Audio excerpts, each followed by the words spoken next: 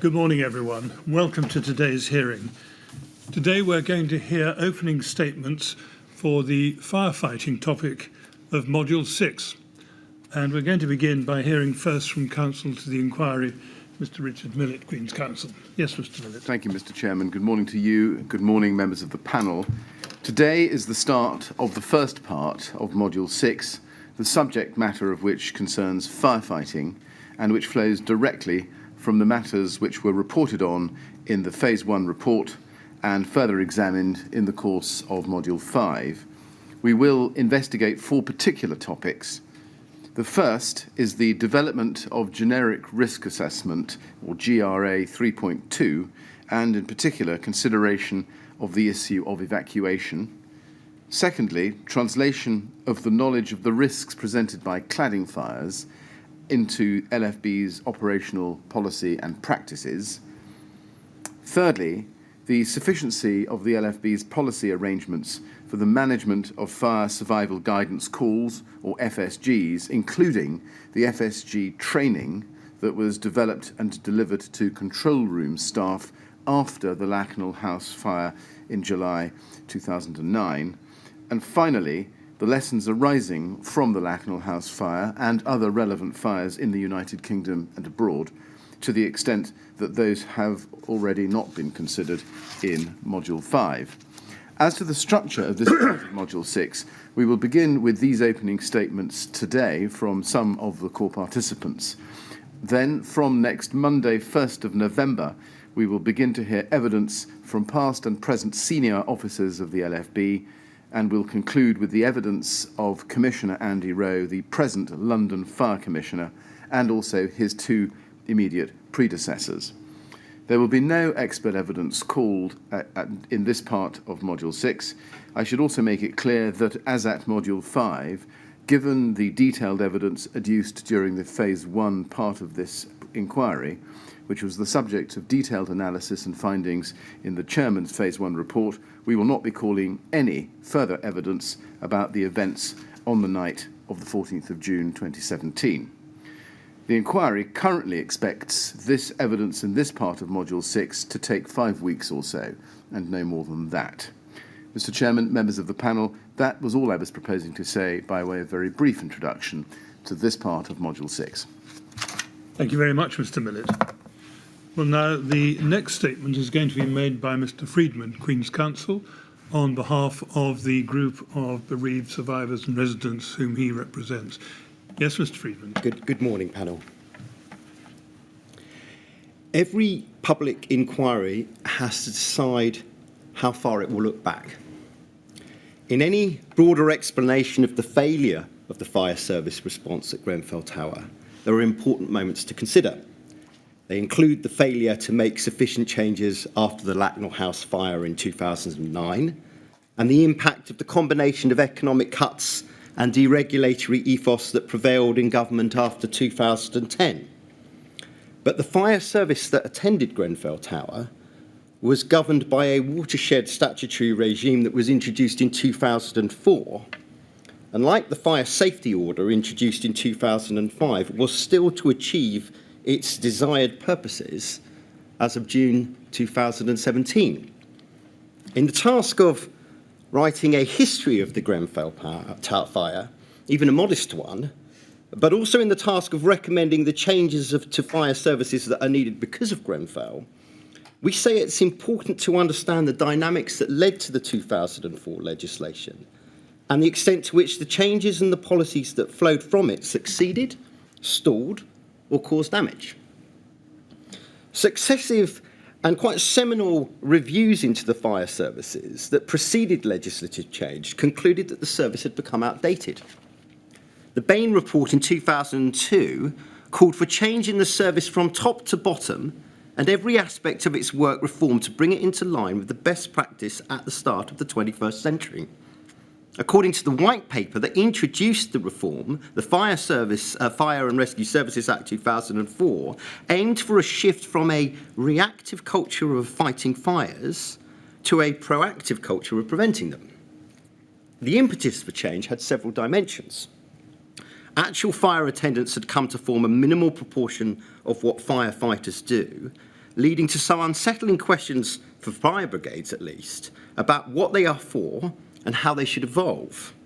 In similar ways in which it approached other public sector services, New Labour wanted to set national standards to encourage modernisation and value for money, sentiments which were not necessarily welcomed by workers in that sectors, and which carry some confusion as to what those kind of performance indicators actually mean. There was also an undeniable stand against certain aspects of FBU influence over the fire service.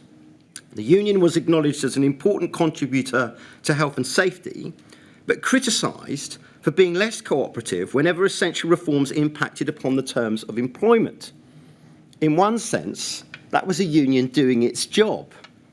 But the issue was and remains complicated by the fact that this is a life-saving service and indeed life-threatening employment in which the content of what it provides, even down to how many stations and how many and what type of equipment are available, was treated as highly political.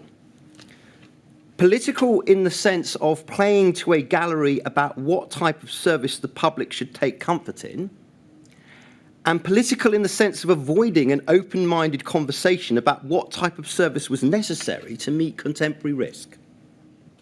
As a consequence, fire brigades were seen as bogged down in a conservative organisational consensus between management and rank and file, whom, irrespective of industrial dispute, were actually joined in a collective reluctance to bring about real transformation. Turning then to the 2004 law reform, whilst the Labour government maintained the power to impose national strategic aims, what it essentially introduced was a policy of localism. It abolished the Central Fire Brigade Advisory Council, which was regarded as overly bureaucratic and too consumed by its stakeholder politics. Instead, local authority governance would set its own goals through the annual management plans and the community risk registers. Station closures were to be a matter of local decision-making, no longer ministerial consent. Government was to draw up national frameworks that set key targets to lead on issues of national resilience. A discrete service by a chief fire and rescue advisor was inserted into the machinery of government. This official advisor, and its first office holder in Sir Ken Knight, was part of what was envisaged to be more a form of strategic and thematic opinion sharing than actual governance. You were going to consider evidence about the changes made by the Conservative majority coalition government, but it is also important to appreciate the continuities between Labour and Conservative-led administrations. The legal framework under the Fire and Rescue Services Act and the Fire Safety Order was not changed. Like Labour, the coalition government saw decentralisation and localism as a public sector virtue. When the various Conservative fire ministers then called for the sector to take greater responsibility for setting national standards, this was not so much a rejection of the New Labour approach to reform, but an intensification of the pre-existing localism policy, this time married to a deregulatory zeal. The logic of this intensified position included that all detailed inspection of individual fire services ceased and relied on the less rigorous peer reviews like the one the LFB conducted in 2015. After the announcement that it was to be abolished in 2010, the Audit Commission stopped assessment of any performance, and the National Audit Office created just one report in 2015 on financial sustainability. With respect to the Fire Service College, rather than reforming it to lead nationally on doctrine and training, it was sold and asked to develop itself in competition with other training providers. Just over 10 years after Sir George Bain's report, Ken Knight published a review on the future of the fire services called Facing the Future. His essential finding was that matters remained unchanged. Despite the reduction in fires, the workforce and distribution of internal skill remained the same, including the unreconstructed heroic notion of the front line remaining the fire ground, to the exclusion of the equally and intrinsically important fronts of fire prevention and protection. Localism and decentralisation were identified by Knight as part of the problem due to the lack of political will to reshape local services, be it the closure of stations, change of appliances, or fundamental reworking of service practices. For Knight, localism had degenerated into siloism. He noted that some authorities rejected outside ideas and innovation. This led to varied customisations of the same functions across the country and the absence of national training on national issues. The Knight report was not adopted by the government. The reason would appear to be that it cut too heavily across the grain of localism and the spirit of the red tape challenge that prevailed at the time. The government then overlooked the follow-up review to Knight conducted by Adrian Thomas that identified serious shortcomings in the management of local fire services. He found that changes in those organisations could not be achieved without considerable structural and cultural reform, which again could only be led centrally, and not in the multiple and potentially conflicting directions that localism entailed. This is a report that was commissioned in October 2014, finished in February 2015, only made public in November 2016, which only after Grenfell Tower, the HM inspector described as a missed opportunity. The other findings that government failed to embrace in the period came from the sector-led Fire Futures project that warned in 2010 that the built environment continues to become more complex and the threat of fire more difficult to counter, with significant evidence that fire safety is currently lagging behind these changes and needs to catch up. Securing compliance with the regulations and guidance was identified as one of the biggest concerns of the sector, including that there was currently a perceived low level of competency in relation to fire safety and the built environment, with an unreasonable expectation that FRS is equipped and resourced to take on the burden of advice and policing that goes with the fire service order. We say that when the national framework was then amended for UK fire services in 2012, it should have recognised the instability of the regulatory system to be an issue of national resilience, while at the same time it should have realised that the fire services were insufficiently competent to grasp and engage with the problem. For the same reason, when the DCLG issued the so-called poorest guidance in 2012, it was and remains something of an act of wishful thinking about the high level of competency within UK fire services that government should have known did not exist. The fate of fire reforms in this era was entangled in multiple changes in the machinery of central government. The Department of State responsible for firefighting transferred from the Home Office in 2001 to the Office of the Deputy Prime Minister until 2006, to the DCLG for a decade, and back to the Home Office after January 2016. The reasons for the multiple changes in departmental responsibility need examining, but we suggest two headline themes. First, on some level, firefighting was always seen as politically incapable of reform. Nick Rainsford, on taking on the role of Fire Minister in 2001, was told by his senior civil servant, quote, "This won't take up too much of your time. The policy is one of benign neglect." That was because fire service is, quote, "a medium-sized problem, big enough to cause political trouble if confronted, small enough to be ignored without any apparent adverse consequences, at least in the short term." Second, localism was part of a strategy to redistribute political responsibility. Hence the transfer from the Home Office that had managed the corporatist consensus between the various sector stakeholders for decades to the local government department that would preside over the concerted decentralisation of the politics. Over time, the capacity of the centre to govern was run down. The director of the Fire Resilience Directorate of the DCLG has described to you a major exercise to restructure and downsize in the department after 2010. Its function was merged with other subject matter directorates, and there was a more than 50% cut in staff. By 2013, Louise Upton, one of the key long-standing civil servants that the inquiry will hear from, drafted a paper that highlighted that the separate fire safety policy team, quote, no longer had access to the necessary technical expertise, resources or policy levers beyond exhortation to establish or determine the appropriateness of fire safety standards, including those which are being developed by the fire safety sector. Together with multiple turnover of personnel, especially at the top civil service and ministerial level, the evidence points to an incapacity of central government to be responsible for national resilience issues, even if it wanted to. The shift of the fire service back to the Home Office before Grenfell in 2016 came to embody a recognition that overly localised governance had not worked. Theresa May, then Home Secretary, gave a sea change speech in May 2016 where she committed to ending what she called the narcissism of small differences between local fire and rescue services, which make no sense in principle and which frustrate joint working in practice. The HM independent inspectorate function that had laid dormant for a decade was to be renewed with a distinct inspection cycle and reporting responsibility.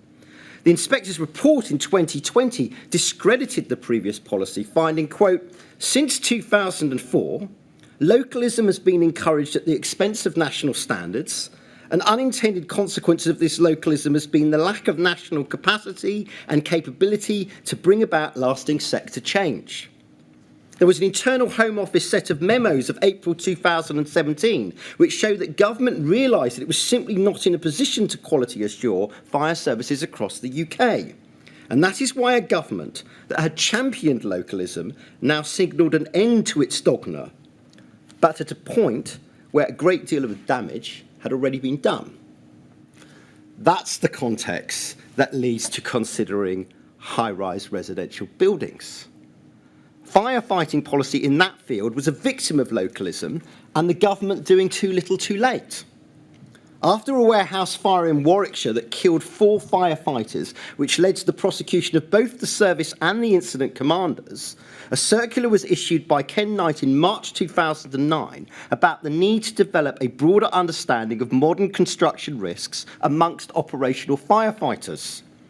He repeated a similar observation in his preliminary report on the Lacknell House fire in July 2009. By this time, he was applying the point to high-rise buildings. However, under the coalition government, it was then determined by a ministerial decision in 2010 that although generic risk assessments would go out in the name of the Chief Fire and Rescue Advisor, it would be incumbent on fire services to take responsibility for their drafting and content. The generic risk assessment on high-rise firefighting, GRA 3.2, had been issued in 2008, but fell quickly to be redrafted as a result of the 6 fatalities at Lacknell House and 2 firefighter fatalities at Shirley Towers. The Health and Safety Executive had also issued notices and guidance to fire services in 2010 that required change, especially in relation to incident command. The LFB led on the redrafting of the GRA. The briefing to DCLG civil servants on the revision of the GRA was to ensure that the work was, quote, reviewed and systematically managed to minimise risk to the department, but simultaneously assuring the minister that there is adequate guidance on national resilience and interoperability. The exposure of DCLG increased after the conclusion of the Lacknell House inquest in 2013, when the Secretary of State undertook to the coroner to ensure that the pending revised version of GRA 3.2 would include advice to incident commanders to inform decisions on evacuation should it become clear during an incident that the stay put principle is no longer tenable. When the civil servants saw the draft of the GRA, in their view, it came up short. There were then meetings involving DCLG and the LFB between August and November 2013. The major criticism advanced by government was that lack of focus in the original draft on what incident commanders and the control room should do about stay put as a strategy when fire broke from the compartments of origin. This led to revised sections of the GRA that dealt with the need to consider the revocation of stay put, including as part of a dialogue with the control room. During these discussions, it appears that the LGA guide on fire safety in purpose-built blocks flats must have been mentioned because it was inserted for the first time into the reference section of the new GRA draft created as a result of the government meetings. The guide, I think, as you know, referred to the risk posed by cladding systems, although it remains to be established whether any discussion took place between the civil servants and the LFB about that particular issue.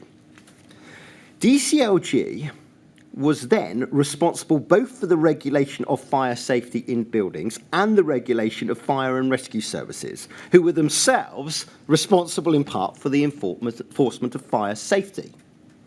This nominally joined up machinery of government apparently made little impact in communicating the potential risks posed by external cladding to fire services, or in ensuring that it was a key feature of fire service training and policy. We point that out, not least given that the DCLG civil servant Brian Martin, who specialised on the building regulation side of the department, had included diagrams clearly depicting the potential risks of fire spread in external cladding systems as far back as the second edition of BR 135 in 2003. We know that some fire services, like Kent, were using those diagrams. So why was that knowledge within government about a catastrophic risk not nationally highlighted or disseminated down into all fire services? Whilst the feedback received on GRA 3.2 invited consideration of evacuation options, it was noticeable in its lack of discussion about how evacuation should be implemented. Dr. Grimwood says he met with AC Cowup in September 2011 to suggest, without success, that the principles of stairwell protection and the Rice mnemonic of rescue, intervention, containment and evacuation should be written into the GRA. The FBU feedback on the draft GRA apparently resulted in the research paper on the World Trade Center evacuation being added to the reference section. But neither the FBU nor anyone else raised the extent to which the findings of that research powerfully challenged standard perceptions that residents in distress will panic, therefore endangering themselves and or firefighters at the scene. You will recall our point from the opening of Module 5, and we press it again, that based on the evidence of this emergency at Grenfell and a generation of academic research, that kind of panic in reality does not happen. So why are we still stuck in the panic myth? The DCLG intervention in August to November 2013 significantly influenced the final text on evacuation and control room guidance, but civil servants did not apparently further reflect on the lack of doctrine and policy on the subject. DCLG also apparently did not counter or indeed contemplate the adverse effects of the passages in section 79 of the LGA guide, which advised responsible persons effectively to do nothing and record nothing in relation to residents with disability. The RRO duty was, of course, on the landlords and their agents, who were subject to long-standing advice that the emergency plans must not rely on the assistance of fire services. The DCLG should have appreciated that this aspect of the LGA guide combined dangerously with the lack of readiness on the part of operational firefighters to deal with a mass evacuation when needed during the course of an emergency. The accumulated effect was that neither fire services, with their want of doctrine, policy and training, nor responsible persons, with the message from the LGA guide that they could, even should do nothing, adequately considered the risk of vulnerable or disabled residents in high-rise residential buildings, nor took steps to mitigate those risks. Government ought to have been aware of this cumulative exposure. The failure to prepare the control room function is also tied into the ambivalence of central government about when and how to lead. The Lacknell House fire exposed the fatal consequences of operators incorrectly assuming that compartmentation would hold and that fire crews would reach callers quickly or at all. Other features which repeated at Grenfell Tower included multiple fire survival guidance or FSG calls that quickly overwhelmed the control room. There was ineffective communication between control and incident command. Training and guidance failed to teach the exploration of evacuation with callers. That caused operators to automatically treat the FSG call as a requirement for the LFB to rescue the caller. And yet most of the surviving residents from Lacknell, we think 64 of the 102 who evacuated did so on their own, a point that received almost no acknowledgement at all when high-rise policy came to be reviewed in the light of that fire. An adequate post-Lacknell response for the control room function needed to identify risk of compartmentation failure as a paradigm-shifting event in high-rise fires. This could have been indicated by, amongst other things, the existence of multiple FSG calls across the building. Even a relatively small number of SFG calls, as at Lacknell, should have been enough to prompt rapid communication between control and incident command to assess the viability of stay put. Although GRA 3.2 required incident command and control to consider revising the stay put message, a formal list of potential triggering events, be it number of calls or calls from number of locations across the building, were never put into place. A potential answer to the overwhelming of a control room would lie in the creation of a genuine national control service which could cope with a locally unmanageable volume of calls in accordance with a coordinated national policy.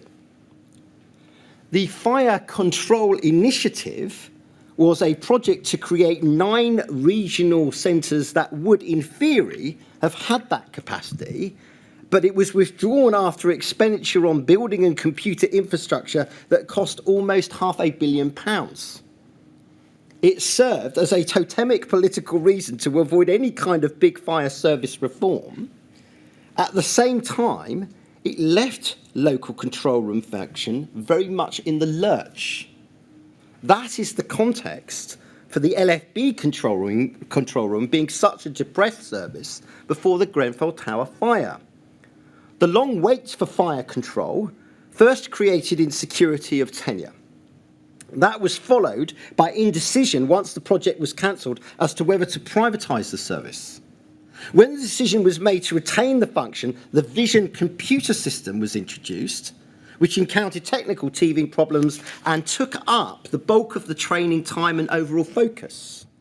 All of this had a significant effect on morale within the control room, but it also arrested the development of the quality of the service. After 2010, austerity unmistakably impacted on the overall quality of services across the country. There are different figures in relation to the financial cuts to local services, but the National Audit Office estimates an average of 28% for the country, 22.2% in London, and 19.2% reduction of overall spending power for London when council tax contributions are factored in. The most relevant point about austerity when it comes to Grenfell Tower is that, as with other features of localism, it fell to each fire service to determine where to spread its cuts. Even if some stations were closed, prevention and protection still had to bear a considerable percentage of the cuts. There is also nothing like a funding cut to render a conservative and slow-to-change organisation that much more conservative and slow to change. In that respect, austerity was internalised into the LFB in a way that maintained the traditional model of firefighting and the pre-existing make-do culture. As Commissioner Dobson accepts, it was politically easier and more conducive to labour relations to make savings in fire safety, given the preference to make savings in areas that did not reduce the number of fire stations, fire appliances or firefighters. This is significant because while there is no sensible basis to argue that more firefighters, stations or appliances would have improved the LFB response to the Grenfell Tower fire, it is now obvious that better prevention, protection, policy and training would have done. Austerity prohibited those things. Significant funding, including funding for proper national coordination, would be essential to their reform. But that would require changing the overall structure of the service so that more funding was not simply used to maintain things the way they are. Our conclusion is that there is an inescapable history to fire services in this country that cuts across party politics as well as management and union. It is that the more things change, the more they remain the same. In the thought experiment of constructing the UK fire response from scratch, it is inconceivable that anyone would now start with 46 different services, including 102 fire stations in London. Through resignation and collective denial, the sector has learned to live with that outmoded reality. It is well understood that livelihoods and service ethos are going to be put at stake anytime anyone expresses a vision that would existentially transform the current structure. And yet, no one is talking about the end of an industry. We are inviting the inquiry, its experts and its core participants to imagine an expanded and more dynamic, multi-layered future for it. The effect of localism was to transfer the difficult political decisions over the future of the service onto local governments and chief officers, who certainly in London have substantially yielded to pressure to keep things the way they are. The root cause of the LFB's incompetent response at Grenfell Tower can therefore be traced back to the problems identified in the reviews of the late 1990s, and particularly that the post-war fire service was running aground. Localism has kept that model on life support. At the same time, localism amounted to an abdication of the state's general human rights duties to establish an effective legal and regulatory framework to protect life. Whole building fires brought about by complex modern construction techniques, including cladding systems, was something that successive governments should have planned for and assisted fire services to deal with. In contemplating the need to revoke a stay-put position, especially after Lacknell House, it should have been anticipated. In contemplating the need to revoke a stay-put position, especially after Lacknell House, it should have participated, that is government, more dynamically in filling the gap on evacuation, and should not have stood by the unlawful and discriminatory content of paragraph 79 of the LGA guide. Successive governments were hampered in their approach to these issues due to diminishing technical expertise and current government synergy. Equally, it was a breach of the duty of government, whether under the national framework or otherwise, to have devolved responsibility to the sector to the extent that they did. The dereliction was all the more pronounced by the time of the Knight Review in 2013, when it was established that localism was causing harm, a point which the Home Office accepted in 2016, when responsibility for oversight returned to its department, but as we say, by then it was too late. Ultimately, localism was deregulation. The main laws remained in place, but they were left empty of much of their effect. Instead, there was fragmentation, lack of oversight, and tolerance of suboptimum competency as regards modern construction.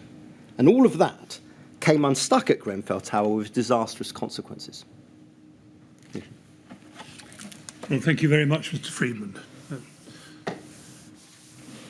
Now, the next opening statement is going to be made by Professor Thomas, Queen's Counsel, on behalf of those bereaved survivors and residents whom he represents. He's going to make his statement remotely, so the first thing I have to do is to make sure that he can see us, we can see him, and we can hear each other. Good morning, Professor Thomas. Morning, sir. Can you hear me okay? We can hear you. You presumably therefore can hear me, is that right? That's correct. And we can see you, and I think you can see us. So when you're ready, please make your statement. Sir, it seems so long ago that we listened to the powerful and the resounding statement of Nicholas Burton to the inquiry on the 6th of November, 2018 during phase 1, which we adopt as a reminder of what is at stake and what this public inquiry means, not only to the bereaved residents and survivors, but this nation as a whole. This is what he said. The consciousness of the nation is looking at us all. You know, how this inquiry, how the police investigation is going. But this is so important that it has to stop here. We've seen failings and failings. I've been failed so many times, you know, failings and failings and failings with other fires and other lessons not learned. So Grenfell has to stand for something. It's got to stop here about how people are treated and how the loopholes in the system need to be closed. You know, we as survivors and everything, we're dealing with the multi-billion-pound corporations. We're fighting against a system that is broken, and they know it's broken. But, you know, they usually put a sticking plaster over it and move on. No disrespect with inquiries, but I think that that's just a system initially to save the government of the day any embarrassment. Oh, we're going to have an inquiry to find out the truth. And then time lapses. We do hopefully get to the bottom of this and to find out the truth, but it's over a very long period of time. End of quote. At the heart of this inquiry are people, and people who were not heard. It's vital for the efficacy of this inquiry and those voices. In the case of the fire survival guidance, literally their voices should be heard. 8 years after the Lakanal House fire on the 3rd of July 2009, the LFB faced with the fire at Grenfell had not learnt the lessons from Lakanal, nor implemented the recommendations of the coroner. How many infernos will there be? How many lives lost, homes lost, families destroyed before there is meaningful change and recommendations made by inquests and public inquiries which are acted upon? In our written submissions, we have, on behalf of the deceased, residents and survivors who we represent, posed 10 questions to which we seek answers and which we place on the record for the hierarchy of the FB who will give evidence in this module to answer. Number 1, why were the basic mistakes of Lakanal House repeated at Grenfell Fire, with even more devastating and fatal consequences? 2, why was there still a paucity of knowledge, lack of understanding of cladding fires, potential of compartmental breaches, and failure in the management of fire safety guidance at all levels of the LFB 8 years after Lakanal? 3, why wasn't the knowledge of firefighters on the night of the Grenfell Tower fire more advanced, sophisticated, or informed than the firefighters at the Lakanal House fire? 4, why were there delays and, in many instances, wholesale failures to systematically implement the outcomes from the post-Lakanal working groups? 5, what accounted for the failure to implement lasting and meaningful change in the culture and approach of the FB to high-rise firefighting? 6, why were changes made to policies and training so ineffectual? 7, what impacted methodology, the culture of the LFB, financial constraints, a lack of proper and adequate training have on the effectiveness of the LFB and its policies and training? 8, do Ron Dobson, Danny Cotton, and Andy Rowe accept responsibility for the LFB's failure to implement the Lakanal recommendations? 9, Do Ron Dobson, Danny Cotton, Andy Rowe accept responsibility for the LFB's lack of preparedness for the realities of high-rise firefighting? And 10, what was their response to the continuous cuts and deregulation to the LFB? Sir, the inspectorate report following the 2018 inspection of the LFB found that the LFB as an institution is slow to implement organisational change. Dr. Cohen-Hatton gave compelling evidence of her own experience of this, which she attributes to the organisational structure of the LFB, as well as its very conservative culture, which takes comfort in that which is familiar because it is seen as tried and tested. In this regard, our clients seek frank and honest answers from Module 6 witnesses as to the extent to which the organisational structure of the LFB and its conservative culture, firstly, thwarted the implementation of the Lakanal House recommendations. Secondly, dictated the LFB's failure to embrace the Rice model. And thirdly, direct LFB policies and their implementation, in particular to GRA 3.2, the HR policy 633, the absence of evacuation strategy, and the FSG policy 790. Let me turn to fire survival guidance. The most far-reaching consequence of Grenfell Tower fire is undoubtedly the loss of lives, and the inquiry must examine the extent to which the LFB's institutional failings contributed to this. The experience of many of our clients' loved ones in their final hours and the moments on the night of the 14th of June 2017 make for chilling reading and harrowing listening. Sadly, their final exchanges with the control room and the advice received lay bare the threads of the institutional failings of the LFB, which was evident in the control room and incident ground. The outcomes of our client loved ones who sadly died were invariably affected by the LFB's inadequate high-rise policy and training and the control room failures.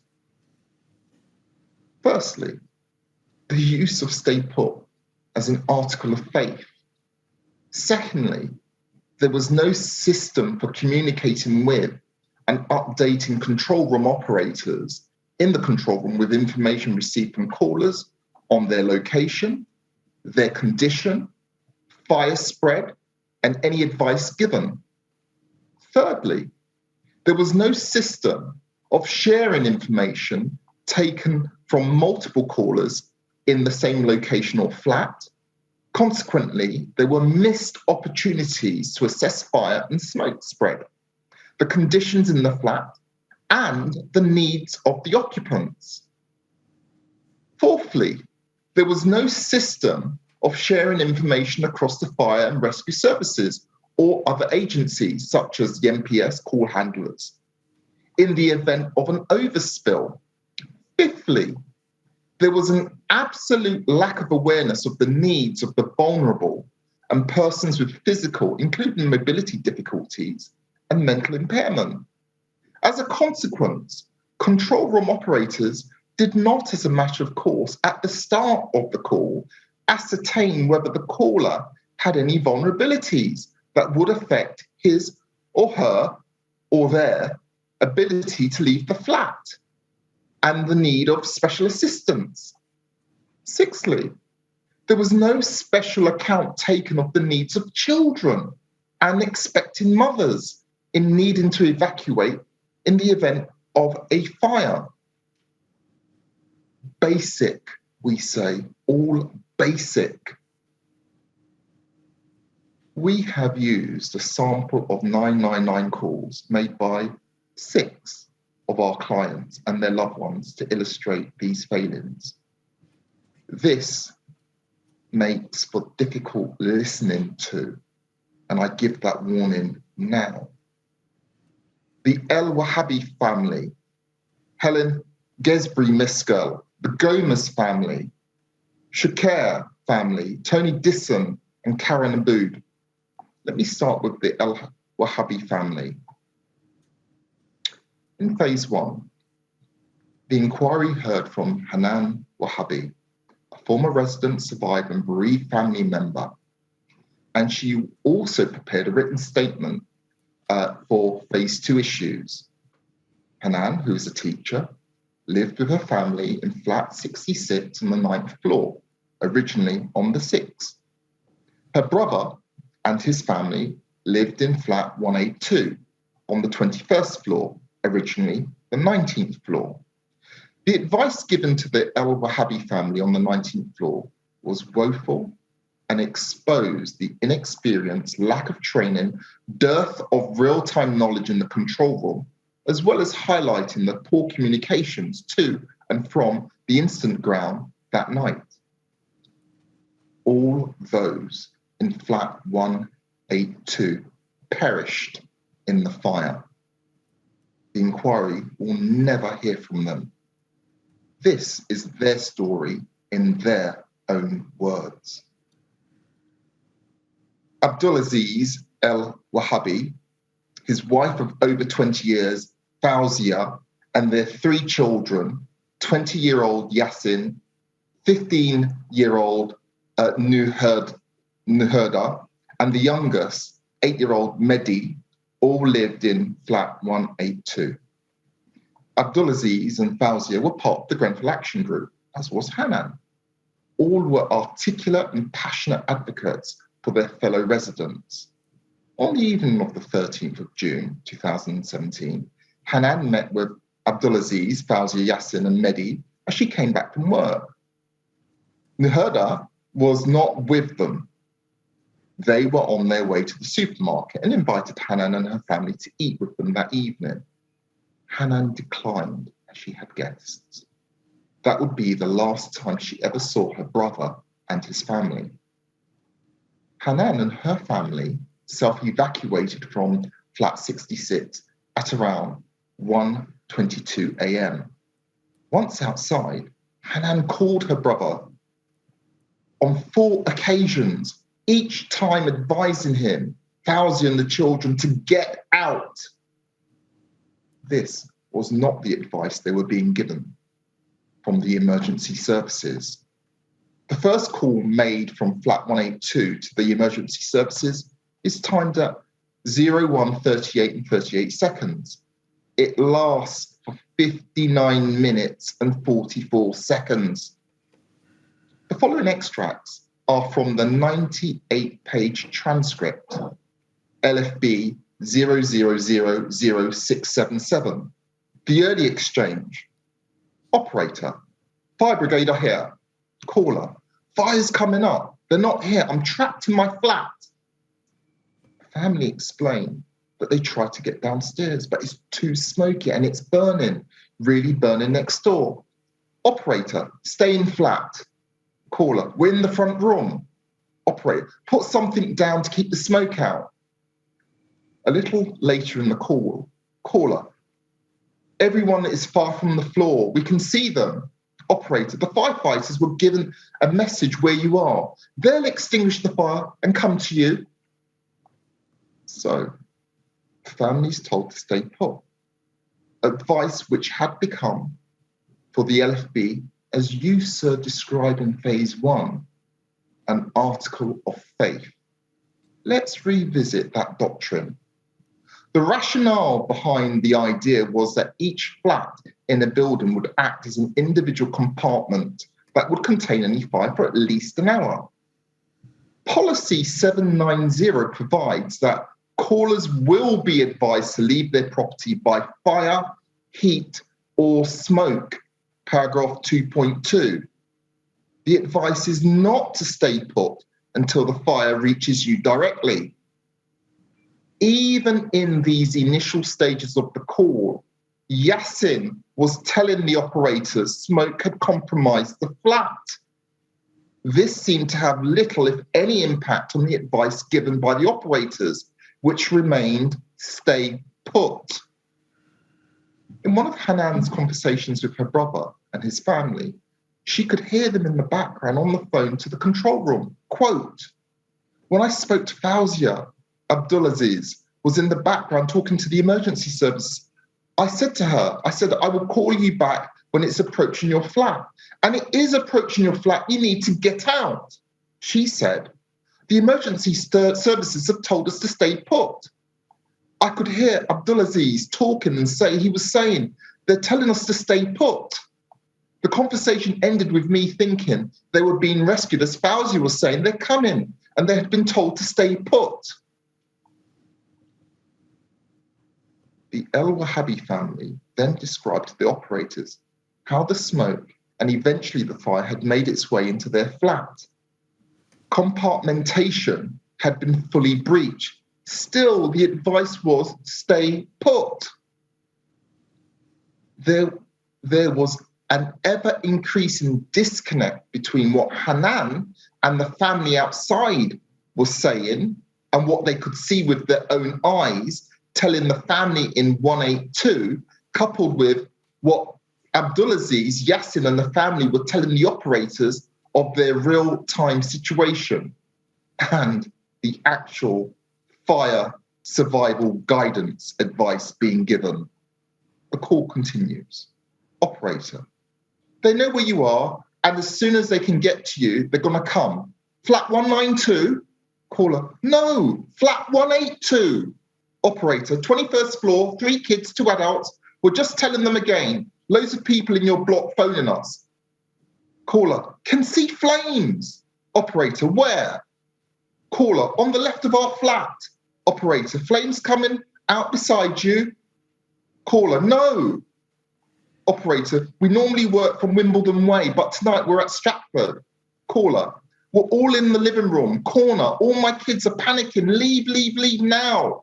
Someone called up from downstairs saying it's the next floor, next door to our flat. It's next door. Yes, and we're talking to the phone, to people on the phone downstairs. One of my neighbours said, fire next door to my window and kitchen window. It's blooming up. The fire's coming out. Operator, can you see fire outside your window? Caller, yes, next door. Operator, in your flat? Caller, yes, really smoky now. A little while later, caller, yes, it's now in the kitchen, next door to my kitchen, the fire now. Fire in your flat now? Yes, on top of my flat, I can see top of the kitchen. It's dripping. The control room in Stratford did not have a television. The provision of such a basic piece of technology would have shown the operators in real time details from the 24-hour rolling news channel of the speed and extent of the fire spread. The operators continued to tell the family that the firefighters were working their way up the building. This is an assumption on their part. The family is scared and panic-stricken. Caller, please, to collect us from the window, get a helicopter. I'm listening to alarm. When are they going to come? Operator, they will come. Caller, fire is in our kitchen. I have to go to the corridor to look. Operator, no, don't. Caller, hands over to daughter Nahiba. The operator gets the name wrong. Operator, your dad said fire in the kitchen. Caller, yes, flame coming through window. People calling us from outside. Finally, at the end of the call to the El Wahabi family, when speaking to 11-year-old Nuherda, the operator tells them to leave. Nearly an hour has passed. Operator, if the fire is next door and affecting your place, cover yourself in wet towels or wet stuff and try to get out. So you have to get out. Tell them they have no choice. They have to. Hello? They're gone. Having been told, finally, to self-evacuate, the family, like so many others, are left to fend for themselves and work out their own evacuation strategy. In their final calls, the desperation and the fear is tangible. The response of the operator is blunt and callous. At 0243 LFB 000037374, page 2-3, flat 182, 21st floor, quote, caller, FB, I've just spoken to someone.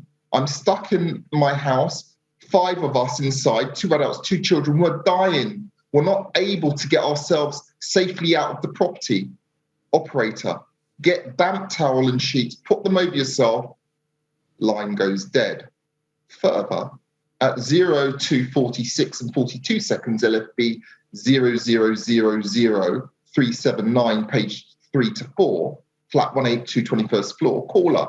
There are 5 of us stuck in the house. Operator, right now, I need you to get out of the building. Caller, I can't. Operator, we're advising people to leave the building. You have to make your way through the smoky corridor, down the stairs. Don't use the lift. Cover yourself in wet towel sheets, anything. Gonna have to leave you. Have so many calls coming in. Caller, you can't leave. Operator, sorry, have to go. Call ends. As Hanan and other family members gather outside the tower, they could only watch on helplessly and in horror as the tragedy unfolded. Quote, the flames went so fast within minutes, it was moving. The cladding was burning and falling off. I could see the flames going through the flat. I could see the flames going through my flat. I could see that it actually got into the flat. And even though we were being moved back, I could still see Abdulaziz's flat. The flames went up, the spread to the left, like it was like an upside down L. Flat 183 and 186. Helen Gebru-Miskell and the Gomez family. Let's start with Helen's story. Helen left her flat 186 shortly after her flat caught fire in the kitchen. On leaving the flat, she saw a number of residents moving up the building. She'd been on the phone to 999 when she knocked at flat 183 on the same floor, floor 21. Mario and Andrea, at 126, went into their flat to escape fire from her own flat. Having reported the fire in her own flat on the 21st floor, the failure of the control room to advise evacuation at this stage demonstrates a lack of situational awareness, which is amplified in the response to Marcio Gomez calls from flat 183. The Gomez family. Marcio Gomez was in flat 183 on the 21st floor with his wife, Andrea, who was 7 months pregnant with their son Logan. On the night of the fire, Logan, as the chairman will recall, died as a consequence of Andrea's exposure to fire and toxic fumes. Also in the flat with their children.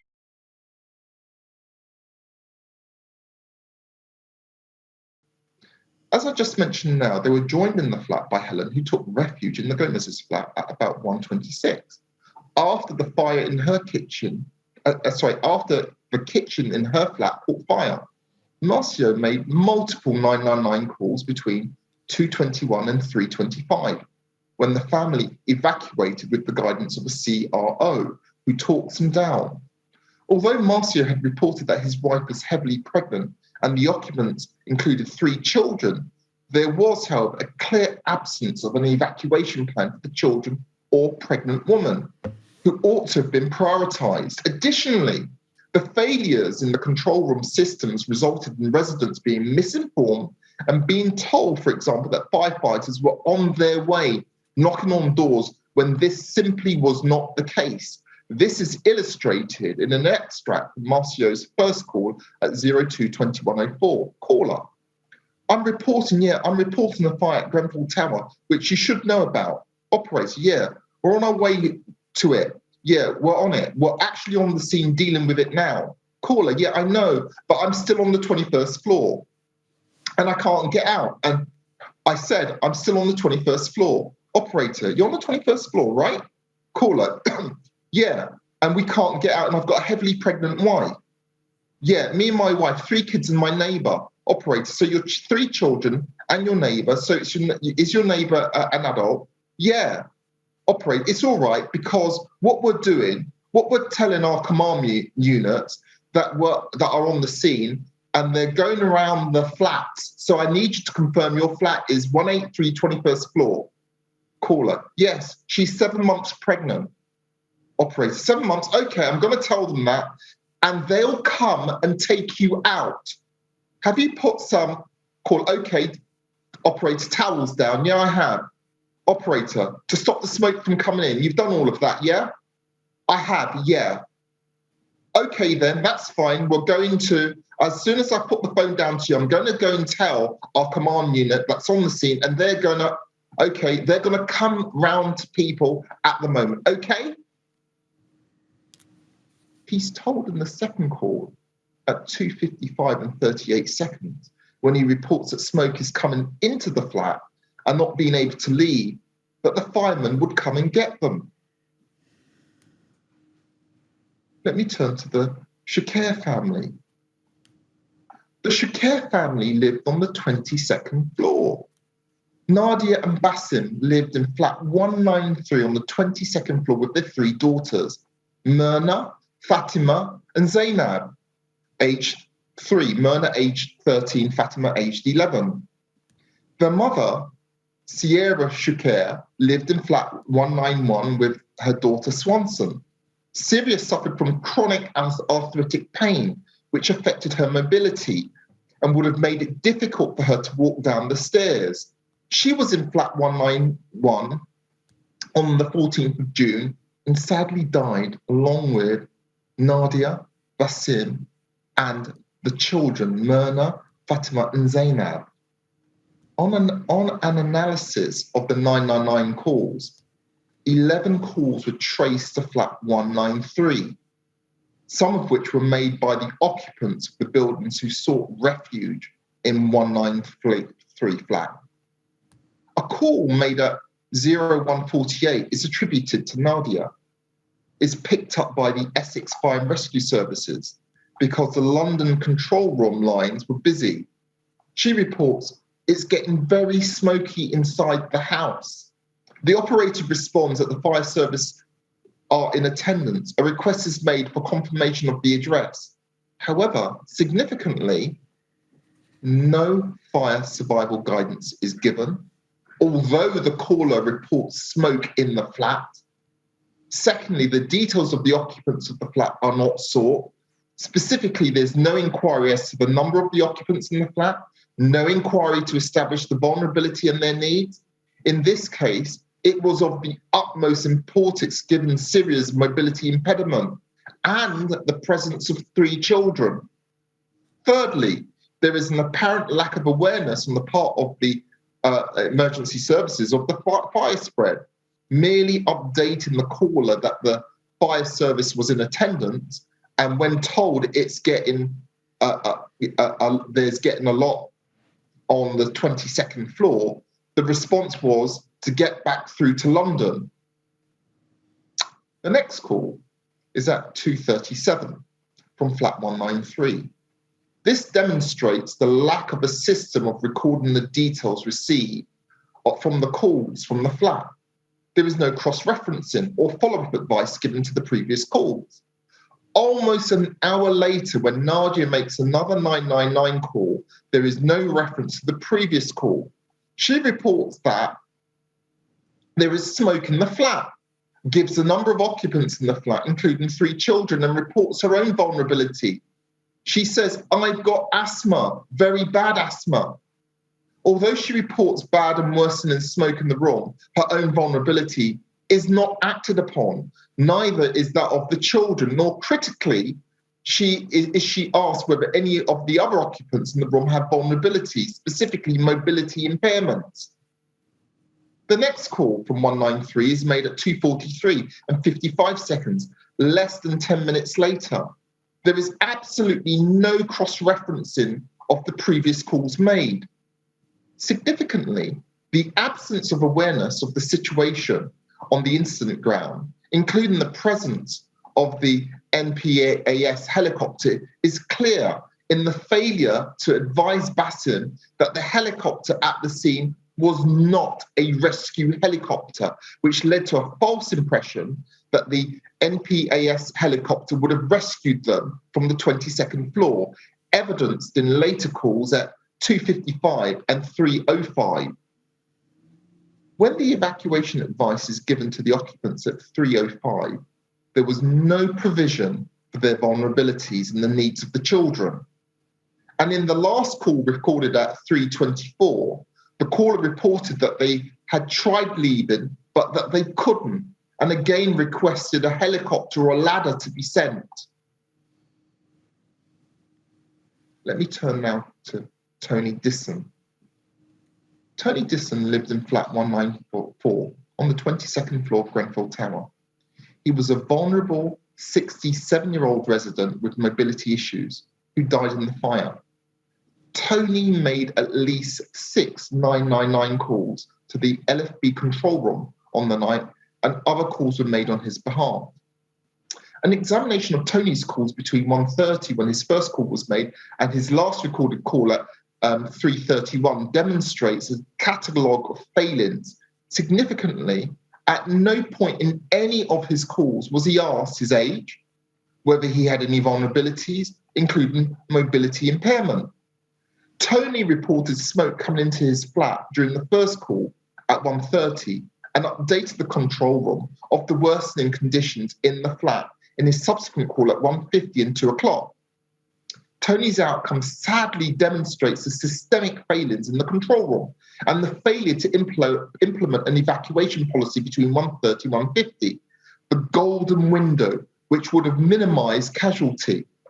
Tony's first call at 1:30 reports very bad smoke conditions on the 22nd floor, but is nonetheless advised to simply put towels to stop smoke from coming in.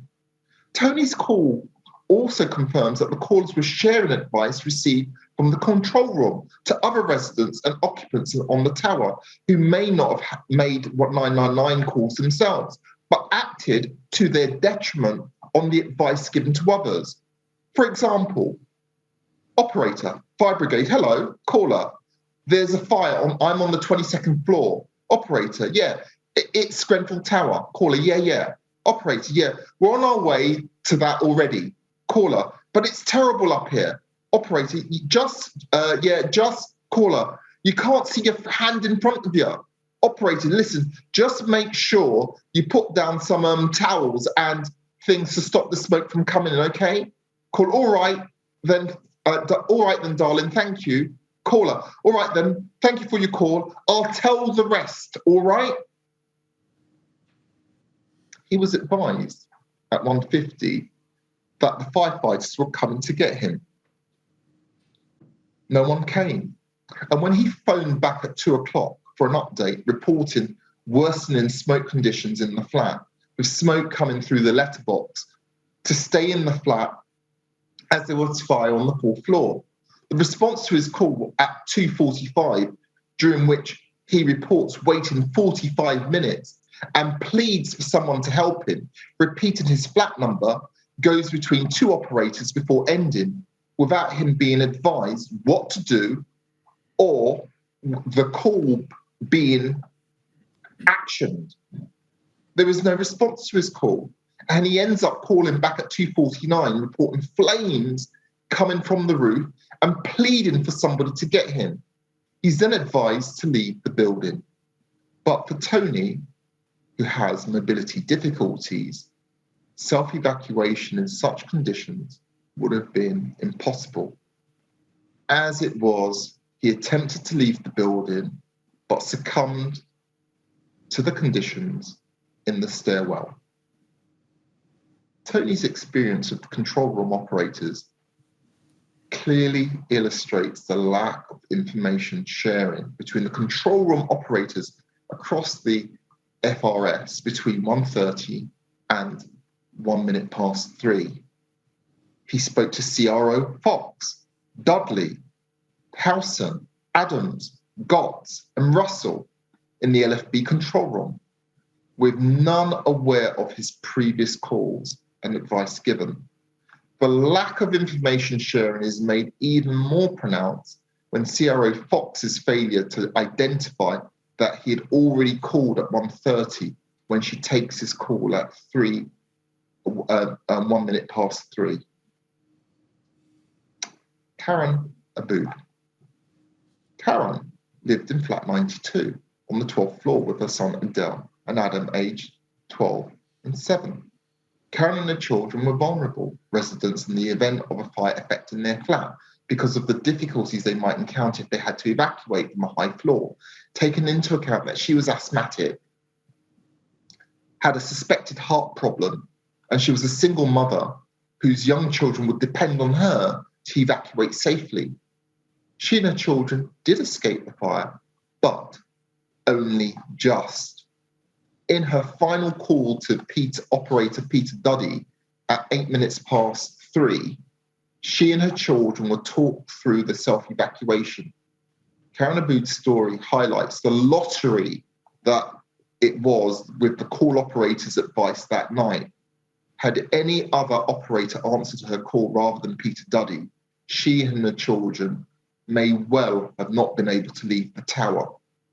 The audio call of the night highlights the extent to which smoke and the impact on Karen and her children. Their coughing can be heard.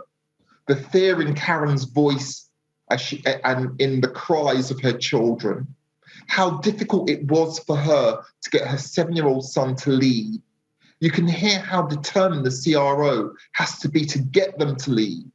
And even when Karen Abood almost reached the bottom, she nearly goes back up because she cannot find her children. Again, the CRO's advice plays an important role in preventing this. However, several earlier calls from flat 92 came from Karen's younger son, Adele, which again exposes the poor training of some of the call operators, especially when dealing with a child. The call handler did not recognize that she was speaking to a child. She did not ask how many people were in the flat, which might have prompted her to realize that the caller was a child and asked to speak to an adult instead.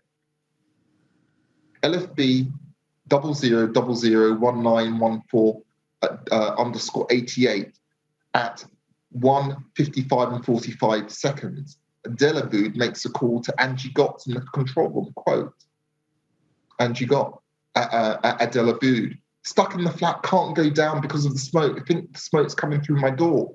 We tried going out, just too much smoke. We couldn't breathe. Gott, are you sure you can't leave? Yes, we can't get out. Gott, if you can't leave, just block it up even more. We're passing all that over to the firemen and they'll be up as soon as they can. This information is passed on to CU8 by the control room. Bear in mind, it's almost 2 a.m. At this time, the fire is spreading rapidly. The message is astounding.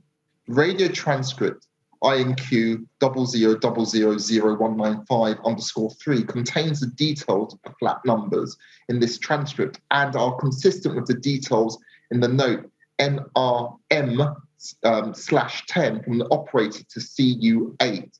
It reads as follows. Operator, yeah, I think they're okay. It's just a bit of smoke. CU8, right. End of quote. Just a bit of smoke. That is how the operator describes the plight of an asthmatic mother with 2 small children, all scared and confused and stuck in a flat, which has become increasingly smoke-filled on the 12th floor of the tower. Flat 92 does not appear to be on the SG information maintained by Glyn Williams on the ground floor of the tower, but the information does appear on the green wall in the mezzanine of the tower. A frightened yet polite and apologetic Adele calls again at 2:15 and 7 seconds. The advice to this child from the control room is non-existent. Quote, sorry, I keep calling, but we're really scared. I don't know what to do. When you go outside, you see smoke. CRO, can't advise you what to do, but if you think it's safe to try to leave, it's up to you. Go to the window, get some fresh air, and block up the smoke where it's coming in. Adele, but are the firemen going to come? CRO, yes, the firemen are there. They know where you are. They're going to come in and find you. The firemen will come. We know you're on the 12th floor. Adele, is it all going well? Are they putting the fire out? CRO, they're putting the fire out. They're trying to put the fire out. Adele, are the fireballs coming down on us? CRO, if you say you can't get out, block it up. Block it up a bit more. And will the firemen come? Yes, they know where you are. You're on the 12th floor. You take care. All right. As the fire intensifies and continues its unstoppable path up and across the tower, an increasingly frightened Dell calls a third time at 2:38. No smoke coming in. We've smelt it. No smoke coming in. We've smelt it. Fireballs hitting the window. It's really scary. CRO, if there's no smoke in your flat, you need to stay there until the firefighters come and get you. Are they going to come soon? They should do. They should do. Stay where you are if you can't get out. And if the smoke starts affecting your flat, call us back. He calls back. My mother has asthma and a heart problem. We're going to die. Fire out the window, coming into the flat. Please, please. CRO, you need to leave. Put wet towels over your mouth. Stay together. It'll be dark. Stay together. Go down. Adele, okay. At 2:53, Adele calls once again. The situation is dire. They've tried but cannot leave. Adele, smoke is coming into the flat. Operator, we're advising everyone to get out. Try to do that. Adele, we can't. Operator, you need to try and make a run for it. Advises wet towels. Adele, we have no water. The call drops. Then at 2:57 and 59 seconds, LFB 00000391, flat 92, 12th floor, that a child has to confront and contemplate his own death and that of his mother and his brother is a terrible thought. But it is exactly the position Adele found himself in. Adele, quote, the fire's getting worse. We've tried to run outside, but we can't. Operator, why can't you go outside? Is the smoke too bad? You need to cover yourself in a wet towel sheet and leave the building. Adele, we can't. Yes, the corridor's full of smoke. Operator, you need to try. Run through the smoke. You need to try. Get out of the building. What if we can't? Do we just die? Operator, you've got to try. We cannot guarantee we'll get to you because we've got so many people trapped in that building. So we can only tell you the advice is to leave. Adele, this is my final words. Operator, don't say that. Don't say that. You'll be fine. You've got to go. Be brave and try to get through the smoke. Good luck. Just run.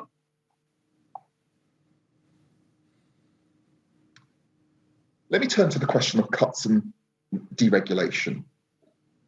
We made it clear on behalf of our clients the impact of cuts to the LFB and deregulation cannot be ignored. It's important to further contextualise the wider picture of how the LFB were functioning in relation to cuts and deregulation. Themes we previously raised and explored in Module 3 and Module 5. Ken Knight, whom we will hear from in Module 6, was the author of the review. Facing the future, findings from the review of the efficiencies and operations in fire and rescue authorities in England, May 2013. When discussing the topic on control rooms, the review stated, quote, almost half of the authorities have invested in shared systems, but have declined to take the natural step of merging control rooms, teams, and operational practices. Savings almost come from a single location and fewer staff. This is where ongoing revenue savings can and should be made. The reduction in call volume and the fact that there is no need to be geographically adjacent, as some collaborations have shown, means that there can be little efficiency in small services, in particular retaining their own control room, end of quote. Control room consolidation has been the central tenet of rationalisation for the past 20 years. Knight advocated the benefits of sharing the IT system, staff and premises, especially in an environment of shrinking call volumes. The events on the night of the 14th of June 2017 show how narrow, short-sighted and dangerous this review was. The FBU carried out their own investigation into real-life impact of cuts and deregulation on the operation of control rooms. In a report entitled Losing Control, it began by stating, quote, control staff have been subjected to more than a decade of failed government policy characterised by cuts, mergers and underinvestment. Newly supposedly state-of-the-art mobilising systems are failing, leading to a deterioration in control performance and response times. Understaffing, excessive workloads and imposed shift changes are causing intolerable stress and anxiety, which is impacting on both the health and welfare control of staff and on the public safety. The culmination of these factors have left many control rooms across the UK at breaking point, end quote. That was page 2. The report goes on to paint a very bleak picture and damning picture of the implications of austerity budget cuts that they would have. Quote, the fire and rescue services faces unprecedented threats. Most local services have seen their central funding reduced by more than a quarter, and the likelihood is that they're going to have further reductions to come. Against this background, the fire and rescue service must find significant savings in order to continue to deliver fast and effective emergency response. The pressure of austerity cuts is forcing the pace of organisational and structural change within the fire and rescue service to the detriment of public and firefighter safety, end quote. That was the page 3 of the report. So, for many of our families, this is a key factor. The pressure to impose swinging cuts on the organisation cannot be ignored and would have very real consequences. However, it's not simply cuts and budgetary considerations at play. The issue of outsourcing and privatisation goes hand in hand with them, or it is more palatably called rationalisation. The outsourcing of key operations such as control room and personnel to the private sector companies has been ongoing for many years, even at the time when the Grenfell fire. This policy did and continues to create tensions. The FBU's report opines, quote, a litany of recent outsourcing experiments demonstrate that no part of the service, not even the front line, is immune from the threat of being sold off or contracted out to profit-seeking private companies. This is a worrying prospect that would inevitably mean cuts to the range of quality of services provided, compromising public safety and the pay and conditions of fire service employees by taking them out of nationally recognised arrangements. Page 10 of the report, end of quote. Finally, on the issue of cuts and understaffing, again, we say this is relevant and pertinent to the matter to consider in the light of the performance of the control room that night. Working out of a smaller room in Stratford, no television, nothing to show them in real time what was happening on the fire on the ground. It seems almost inconceivable that in this modern age of instant news, social media platforms and accessibility created by the internet, that one group of people who really could have benefited from rolling news coverage on the in relation to the unfolding events, the control room saw nothing. The FUB report states, quote, staffing is the biggest fire and rescue staffing is the biggest fire and rescue service expenditure, typically representing 3/4 of total spending. In the context of unprecedented budget cuts, fire and rescue services are looking at ways they can improve efficiency of their staffing arrangements to deliver the significant savings required. That's page 16 of the report. So I've nearly finished, just a few more words. This document makes for uncomfortable reading, especially when viewed through the prism of the events of the 14th of June. The report is dated April 2017. The impact of austerity effects reaches beyond the control room and the FSG, but extends to procurement and wider issues, station closures, the cuts in actual firefighters. Let me turn to the topic of discrimination in the provision of FSGs. We raise these points not to assert that the control room operators were actively behaving in a discriminatory way, but to illustrate how poor training, poor practices, and poor implementation of policies, failures to follow proper policies might result in discriminatory practices and actions. Policy document 790, which was first issued on the 23rd of May 2012, provides guidance for FSGs. On the night of the fire, one, there was a lack of attention paid to vulnerability of callers, in particular to disabilities of all kinds. These were immediate questions to ask and were not asked. Why? Secondly, children.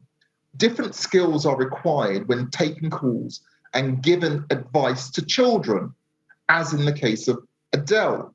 The operators did not seem to appreciate the need for or utilize any such skills. Thirdly, language. Residents were calling in various stages and states of fear and disorientation. They were making these calls whilst they were inside the belly of a raging fire. Some callers were ELA, English as an additional language, which led to communication issues being created and compounded. There was scant use of the language line. At times, there was lack of operator patience with those with English as an additional language. Fourthly, even the gathering of the most basic information was not asked by the operators. Characteristics such as age, pregnancy, a number of women who were rescued were heavily pregnant. Also relevant details such as the number of children, babes in arms present, or the number of elderly people in the flat. We asked the inquiry to ensure that the discriminatory framework of the FSGs, including policies, quote, training and resourcing, are fully investigated during this module.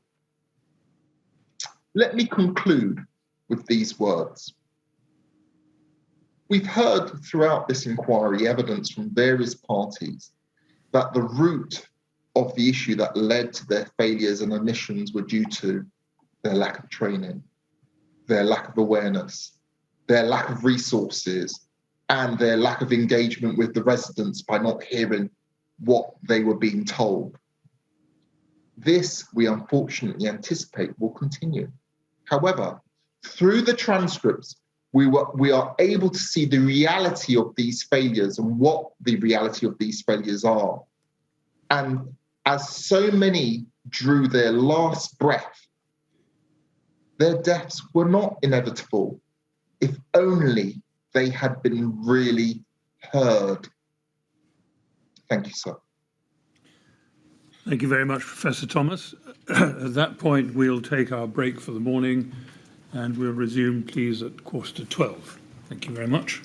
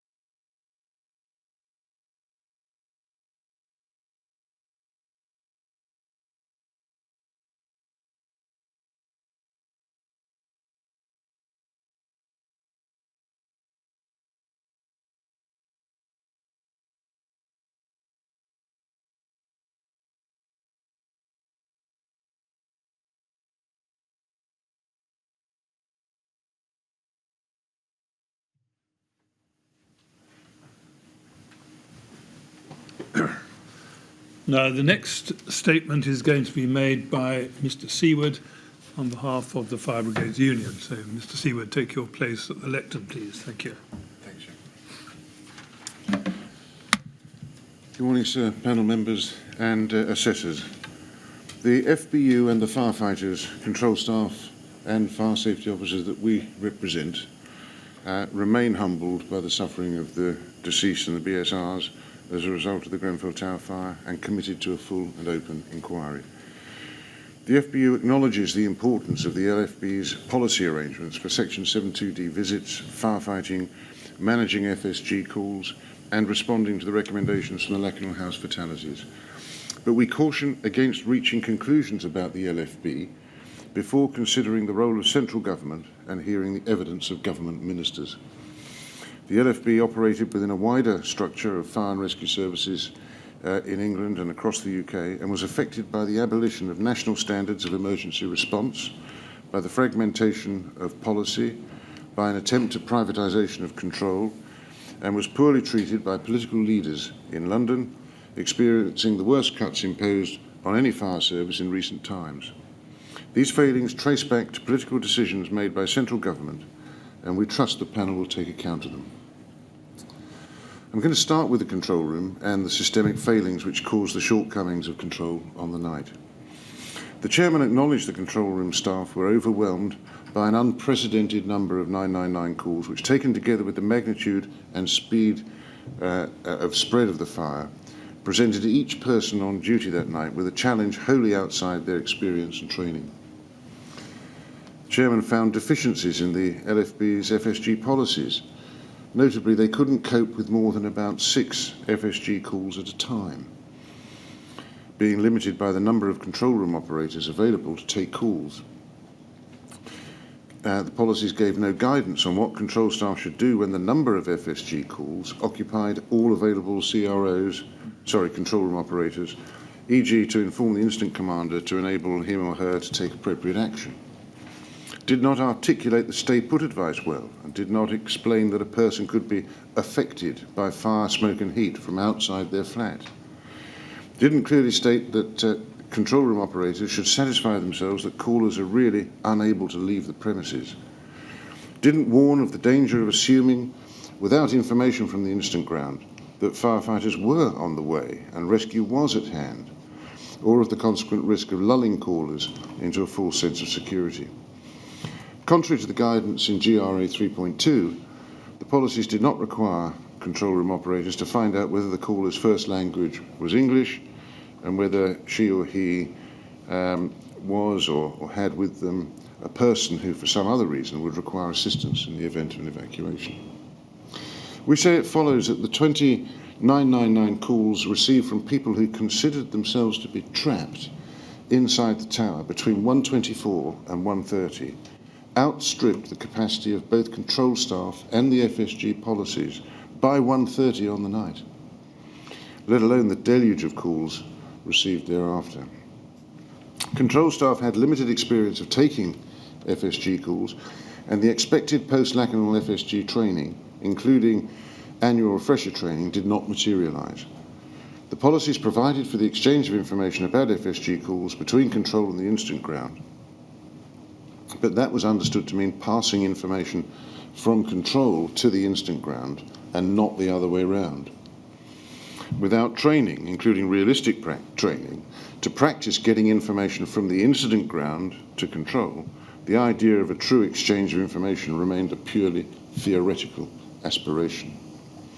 The limited training some command units undertook with some control room operators did not train any of them to engage in two-way communications between the incident ground and control, as Joanne Smith told the inquiry in Phase 1 on the 11th of July, that's day 21, page 30.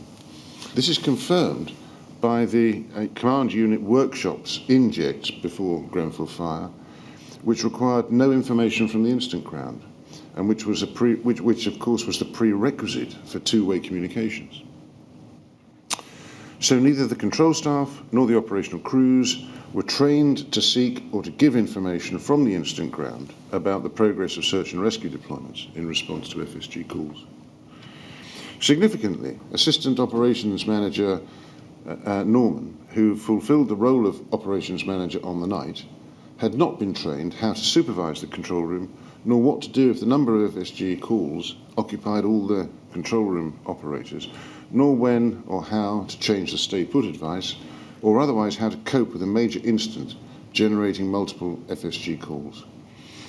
From 2011 until the fire, the control room lost 21 posts, assumed a range of additional functions and duties, including a failed attempt at privatising control, had to integrate a new mobilising system, Vision 4DS, and to make it work, they had to develop and then learn hundreds of fixes, which occupied them and those who trained them and distracted them from other training, including the FSG refresher training.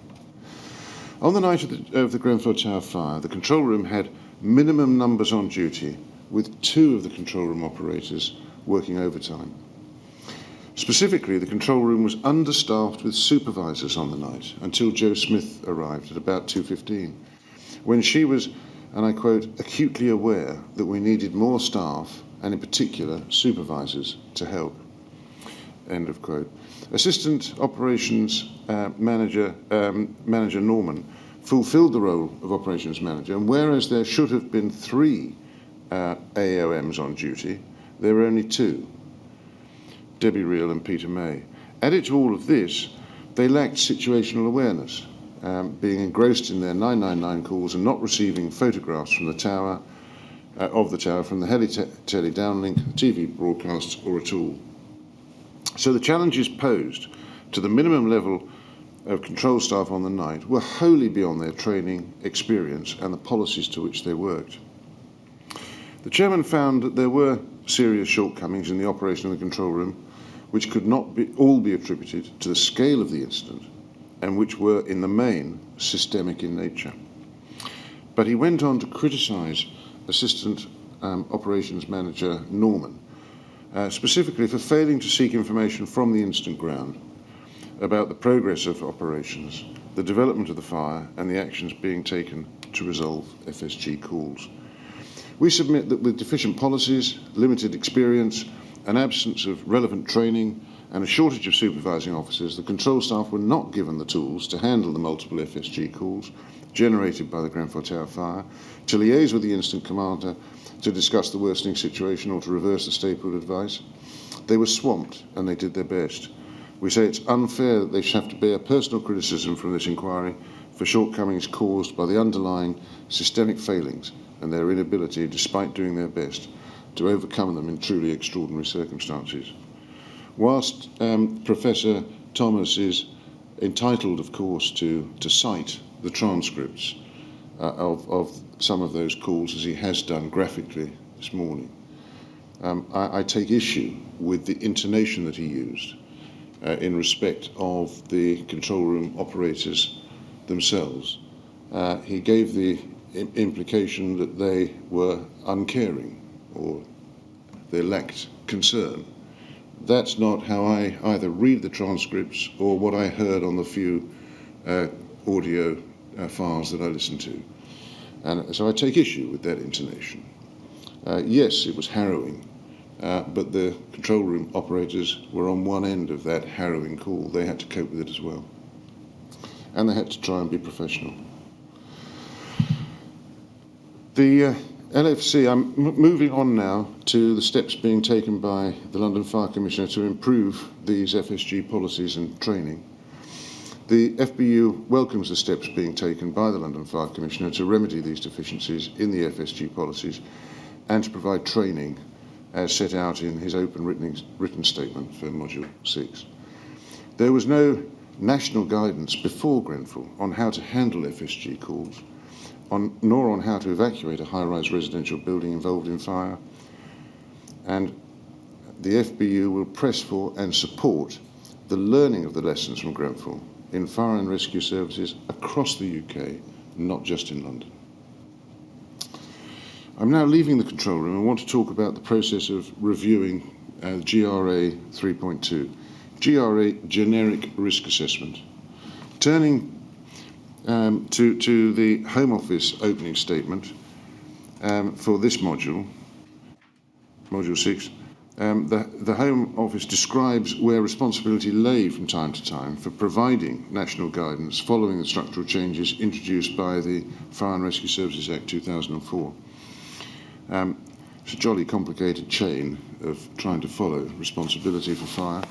The FBU will respond to this description in its closing statement for Module 6, and meanwhile confines itself to submitting that this was never straightforward after 2004.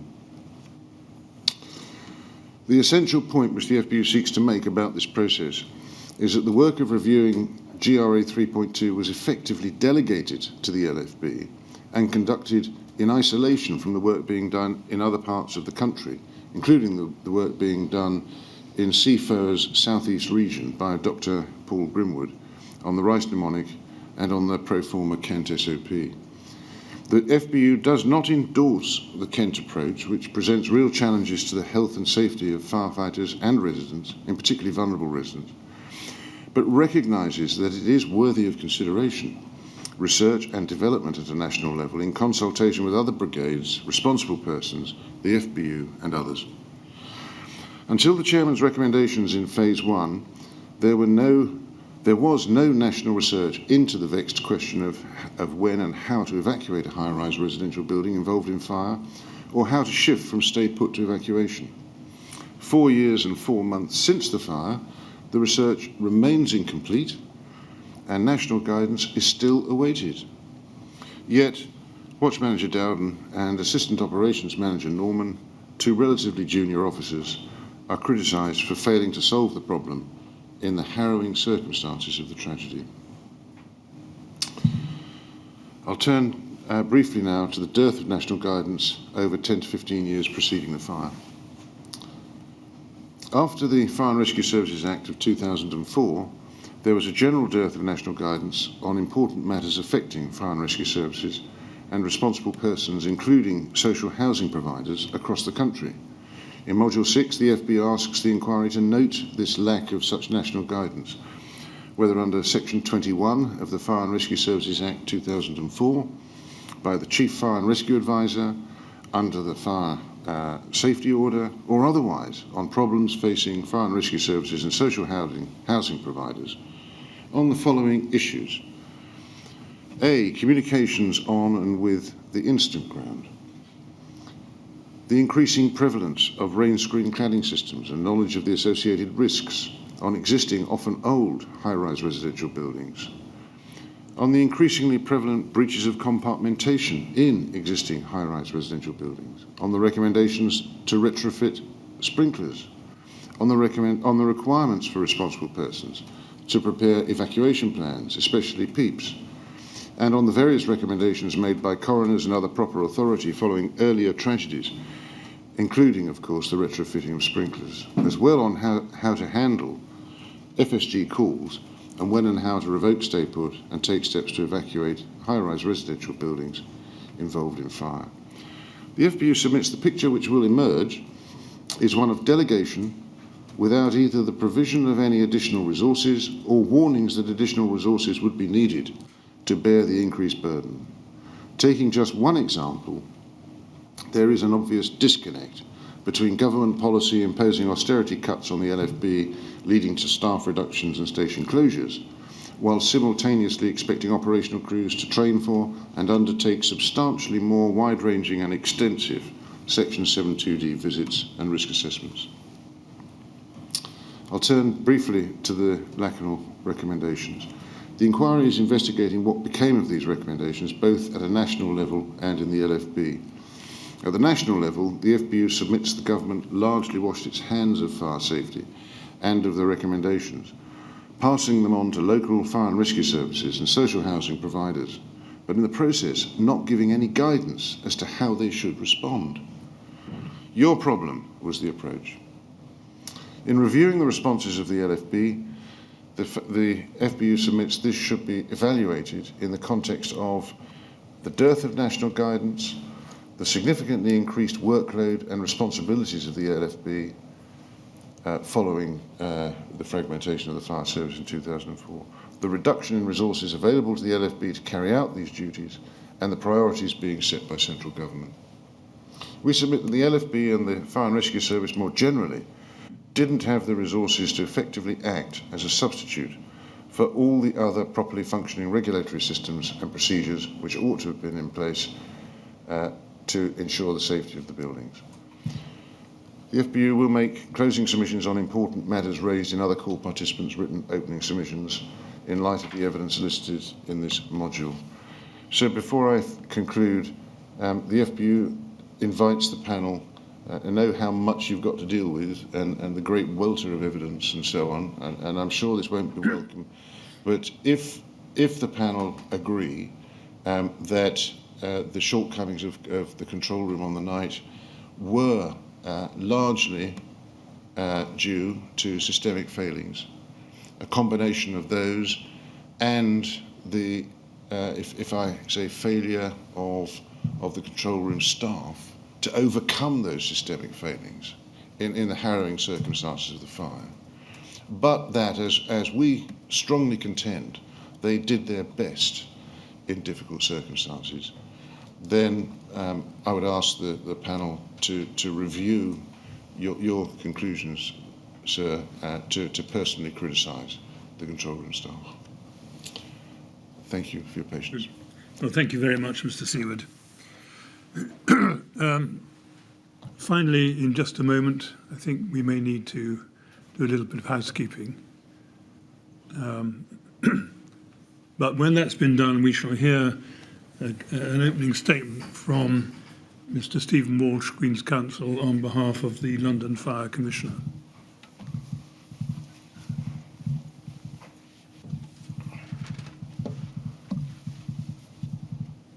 Thank you very much.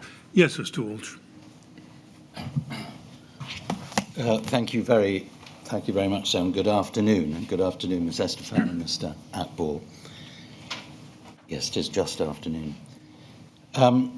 Sir, as other core participants have observed, it is over 4 years since that devastating fire in June 2017, and over 3 years since we first presented our opening statements to you in Phase 1. Since then, much has been learned by the London Fire Brigade, continuing the learning process which commenced immediately after the Grenfell Tower fire. There have been wide-ranging changes in policy, in training, and in the use of knowledge and equipment, and much has been learned from the evidence adduced in this inquiry itself over the last few years. And so that is the theme of these relatively short submissions which I make to you today on behalf of the London Fire Commissioner. And consistent with our approach to previous submissions to you in the inquiry thus far, we've no intention of repeating the matters contained in our written opening to you, which you will have read and which are a matter of public record.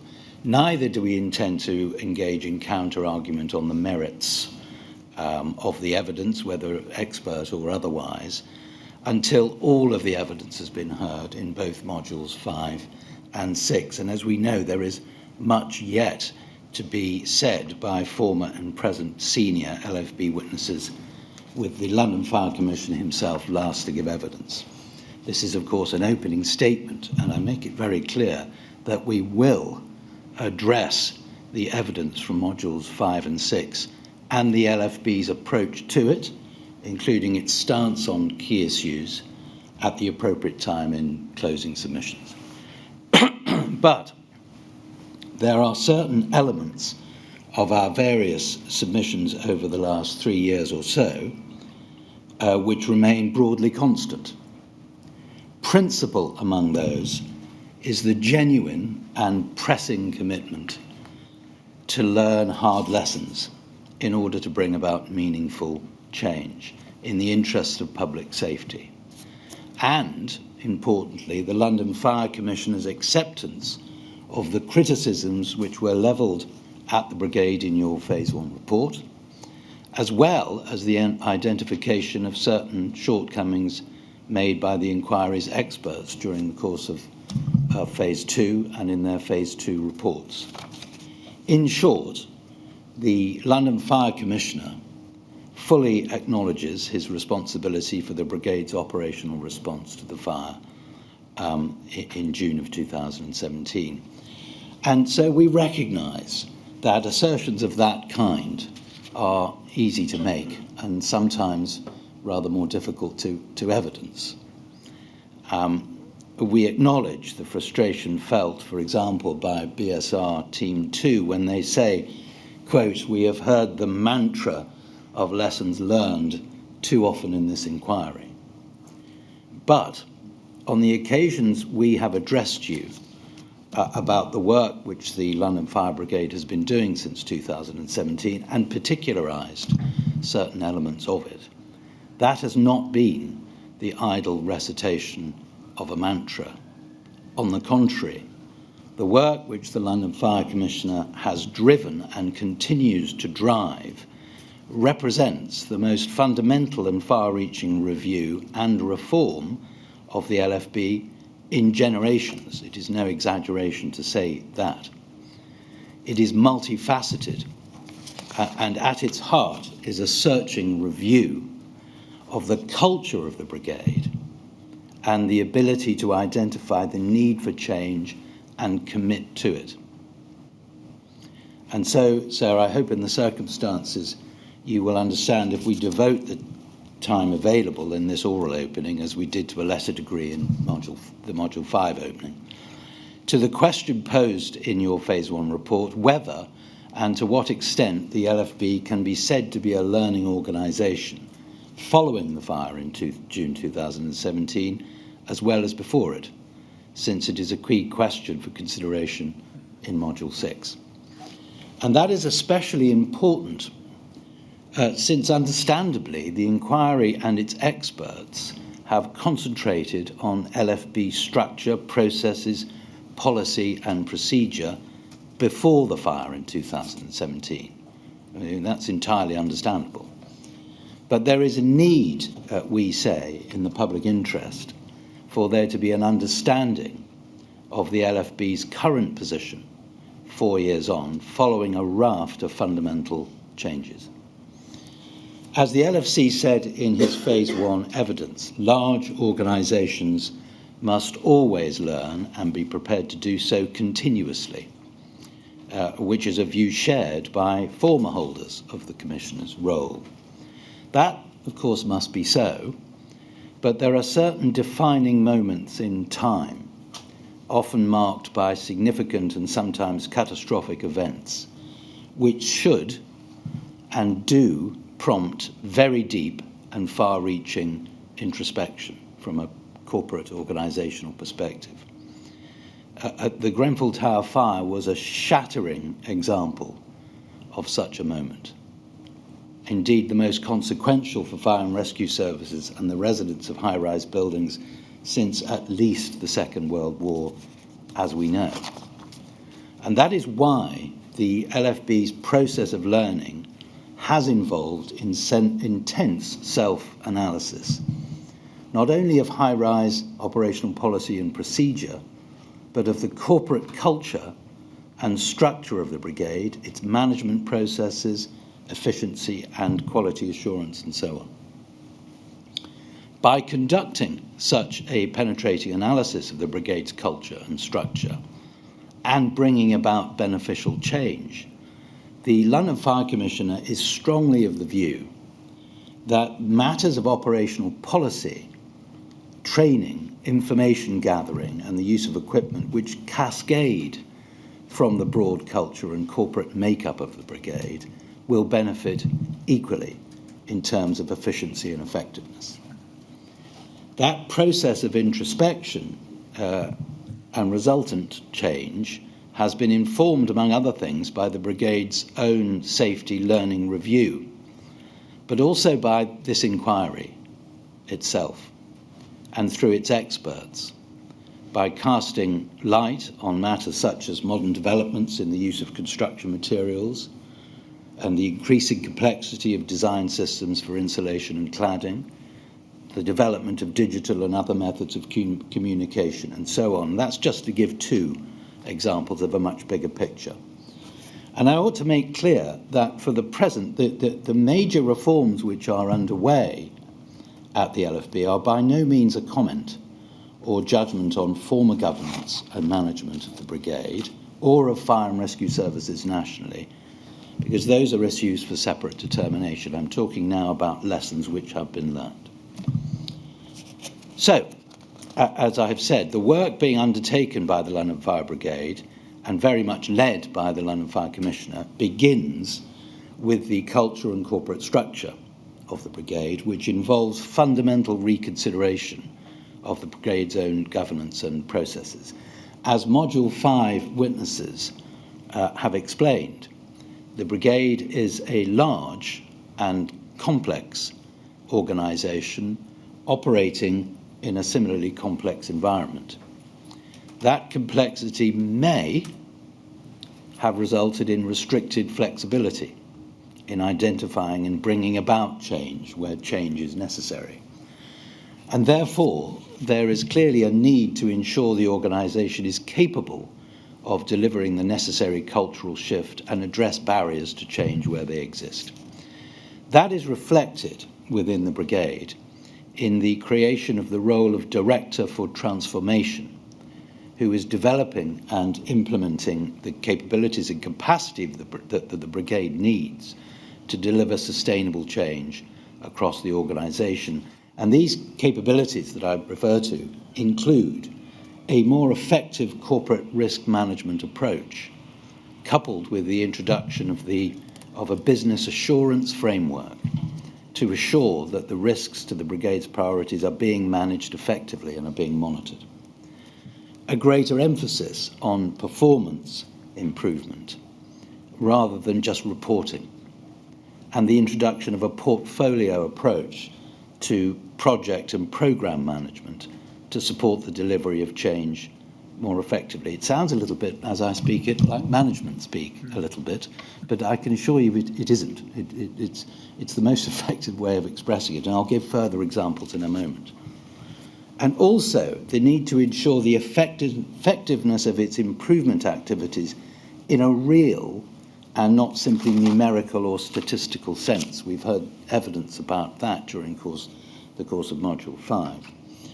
And to that end, a new independent operational assurance advisor role has been established to assure the London Fire Commissioner that such improvements actually deliver on the expected benefits to public and firefighter safety in the context of operational service delivery. So can I just turn now to the question of fire safety as a topic? With Professor Torrero's evidence of last week still fresh in the mind, there is a strong recognition that fire safety, by contrast with operational firefighting, is the bedrock of the brigade's work and forms the foundation for the safety of Londoners. That recognition has resulted in the inspection of all high-rise residential buildings in London, about 8,000 of them, to ensure that those buildings that require an alternative strategy to the stay put principle are identified, whether that is due to issues around compartmentation or the materials used on exterior walls of the building or other matters. And currently this work has identified about 1,000 buildings within the capital. The issues identified in those 1,000 buildings have required reflection and reconsideration in almost every aspect of the brigade's undertaking for the purposes of high-rise residential firefighting and rescue. The work has included, as you know, the extensive creation and revision of policy and procedure, rendered effective by training at all levels of operational staff and officers, and supported by the upgrading of equipment and procurement of newly available equipment. More generally, alongside the brigade's workforce of specialist inspecting officers, talking now about fire safety, the brigade has now also delivered a significant ongoing fire safety regulation training programme to every firefighter and operational officer. This means that the entire operational workforce based in fire stations has a far greater understanding of the fire safety regulations and is delivering additional fire safety audits to premises across London. This has the benefit of both empowering crews to better understand and identify the risks in their communities, and also to take that learning forward in their operational response to incidents. On the question of information gathering, the Commissioner accepts that the gathering of information concerning risks within the built environment is a vital factor in the planning and deployment of operational procedures to address them. Now, one mechanism, and we accept it is one of many, involves the effective use of the expertise in the Brigade's fire engineering and fire safety department, which, among other things, as you know, monitors developments in modern construction and design for the purposes of providing advice to building owners and to the Brigade itself. And to increase the level of expertise and increase the Brigade's capacity in that regard, a fire safety centre of learning and excellence has been established to develop new fire safety advisors on a career pathway to becoming fire safety inspecting officers. That has been the case for some time, but we respect Professor Torero's views in relation to that technical information. So the transformation of policy and planning to address evolving knowledge of the risks presented by cladding and external wall systems obviously more generally starts with information gathering, whether responsively or proactively.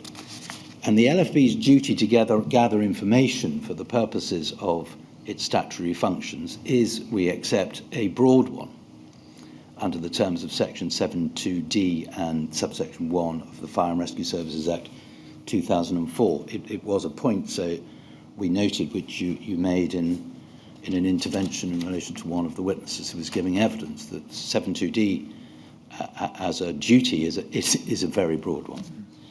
An important way in which that obligation is met, accepting again that it is one of many ways, is through the process of what have become known as 7.2d visits by station personnel. And these visits have now been enhanced by the greater guidance provided within the new policy note 800, entitled Operational Risk Information, and its associated training package. It has been further enhanced by consolidating the Brigade's Operational Risk Information project with something called the Building Risk Review, which was instigated by MHCLG, the government department now known as DLUHC, I think, Department for Levelling Up Housing and Communities. And that aims to ensure that all high-rise residential and other in-scope high-risk buildings are inspected or reviewed by the end of December of this year. And I can say that the Brigade has now completed its review of all such buildings within London.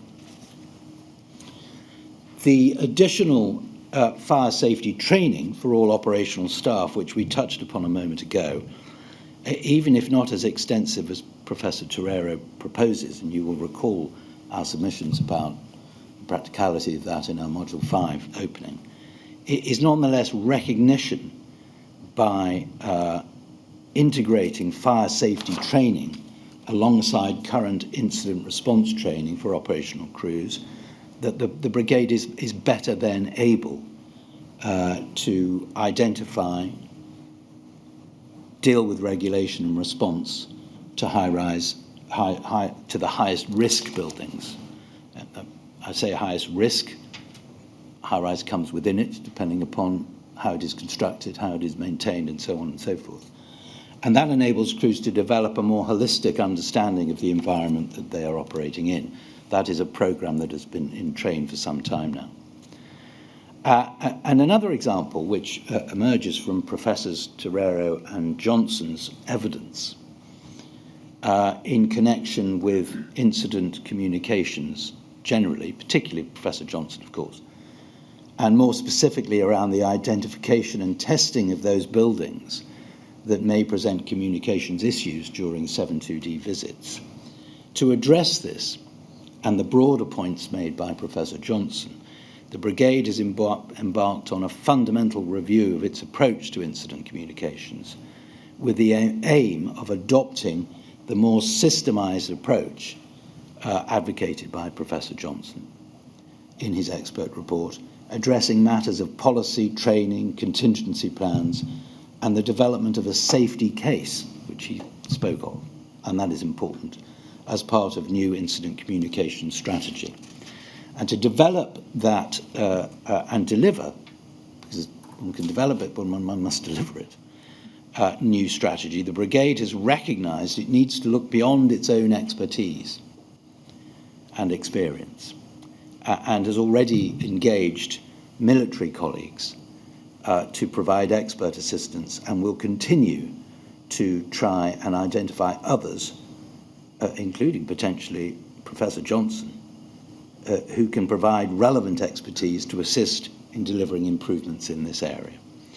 It is, of course, correct, just coming back to the theme of 7.2Ds, that there is no restriction in the way that information is to be gathered under the terms of Section 7.2D of the 2004 Act, and the London Fire Commissioner fully acknowledges the importance of ensuring that such information be gathered and assimilated in a structured way.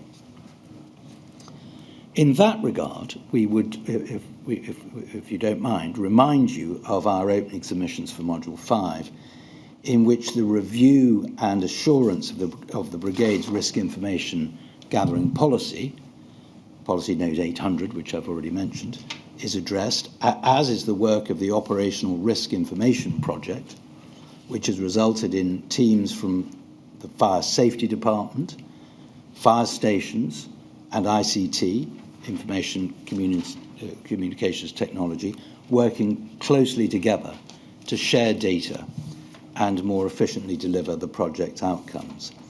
And on that theme, the Brigade has also embarked on its own innovative, and it is innovative, One Risk project, which is being designed to streamline the Brigade's own management of building risk information, and will consolidate all information currently stored by the Brigade on 3 existing systems, which you heard about in the evidence in Module 5. That is to say, the Operational Risk Database, the ORD, the Farinor Fire Safety Database, and the Home Fire Safety Database into one single software solution, with the aim of providing readily accessible and updated information which cross-references risks associated both with places and premises and people. In addition to the required details about the external walls of residential high-rise premises, which you laid out in your Phase 1 recommendation, sir, the new integrated solution, which is the One Risk project, will hold information about wider fire safety risks, as well as any information about persons at risk within buildings and risks to firefighters. So I turn now to matters concerning the control room.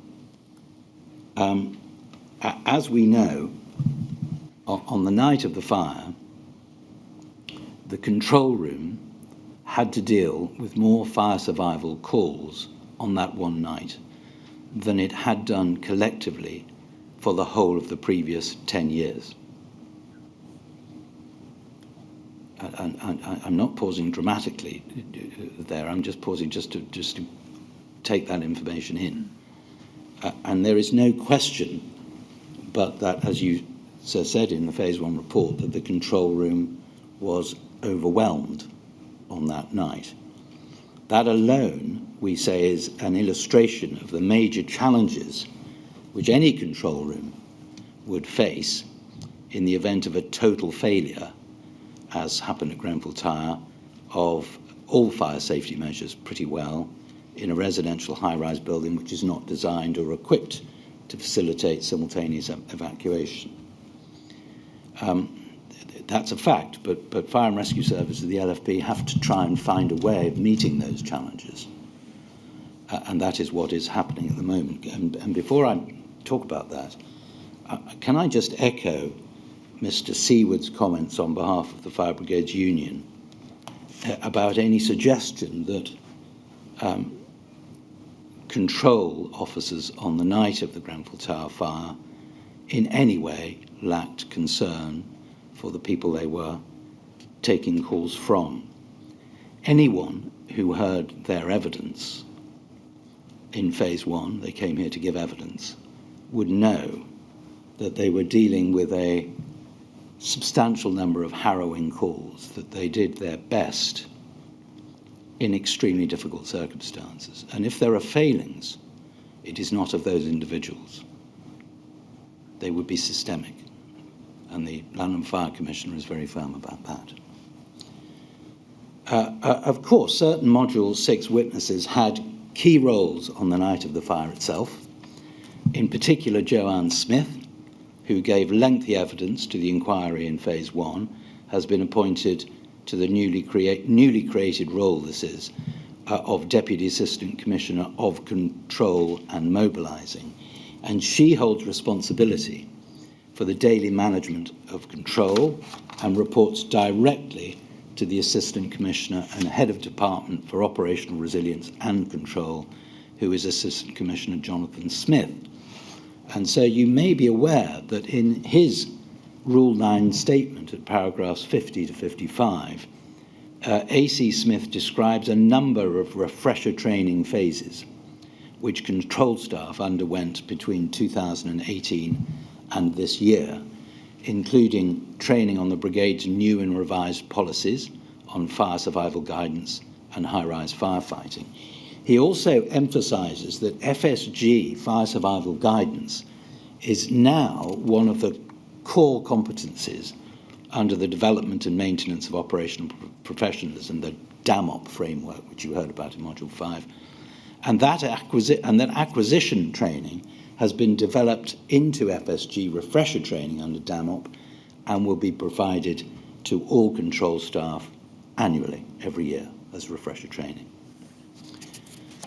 So those are some examples of the work which the LFC has been undertaking, in addition to those given in our Module 5 opening, which you'll remember included the range of new and revised policies which address high-rise firefighting, evacuation and fire survival guidance.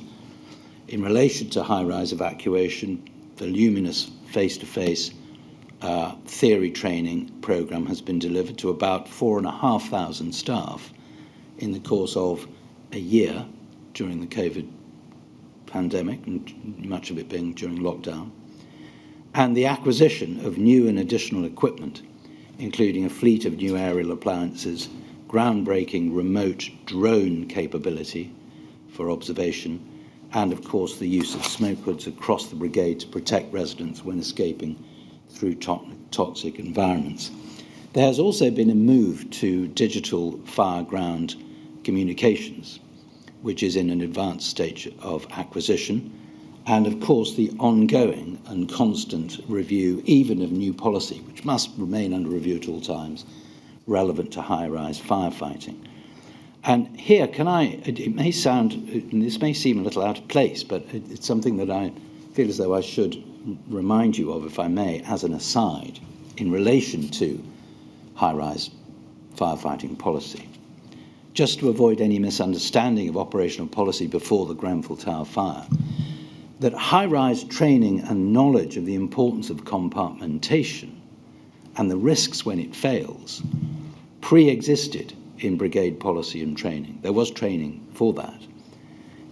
An example of the principle of methods of dealing with it is that which is known as sectorization, which I referred to in, I think, in my module, in my phase one, in our phase one closing. And the principle of sectorization, it includes the potential revocation of the stay-put strategy, if necessary, within the fire sector in a residential high-rise. And just to give an example, that principle was utilised at Shepherd's Court in that fire, when the areas adjacent to, above, the floor above and the floor below the original seat of the fire were evacuated when compartmentation was breached, and the fire was extinguished within that sector. But that evacuation was carried out on the basis of a breach of compartmentation. It could be done because it was sectorised under that principle.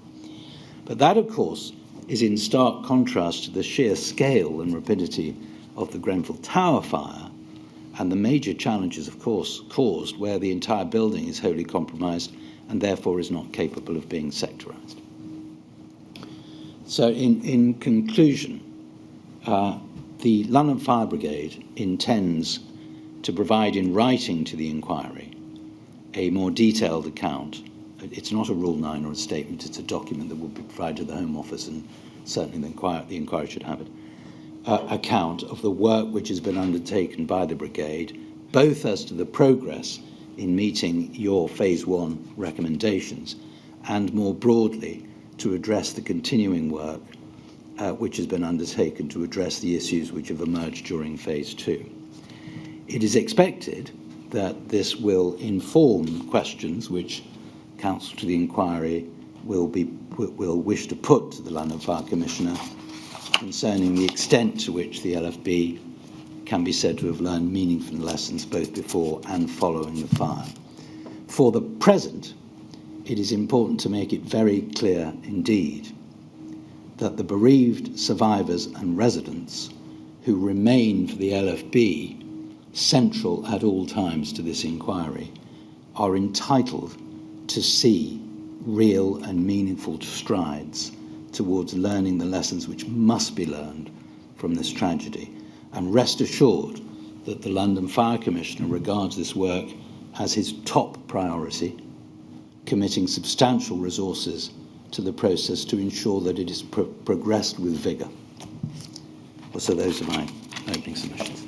Well, Mr. Walsh, thank you very much indeed. Thank you, sir. Well, that concludes the oral opening statements for the firefighting topic of Module 6. And as Mr. Millett indicated, we shall start taking our first witness in this topic on Monday morning. So the inquiry will rise at this point, and we shall resume at 10 o'clock on Monday when we shall hear our first witness. Thank you all very much.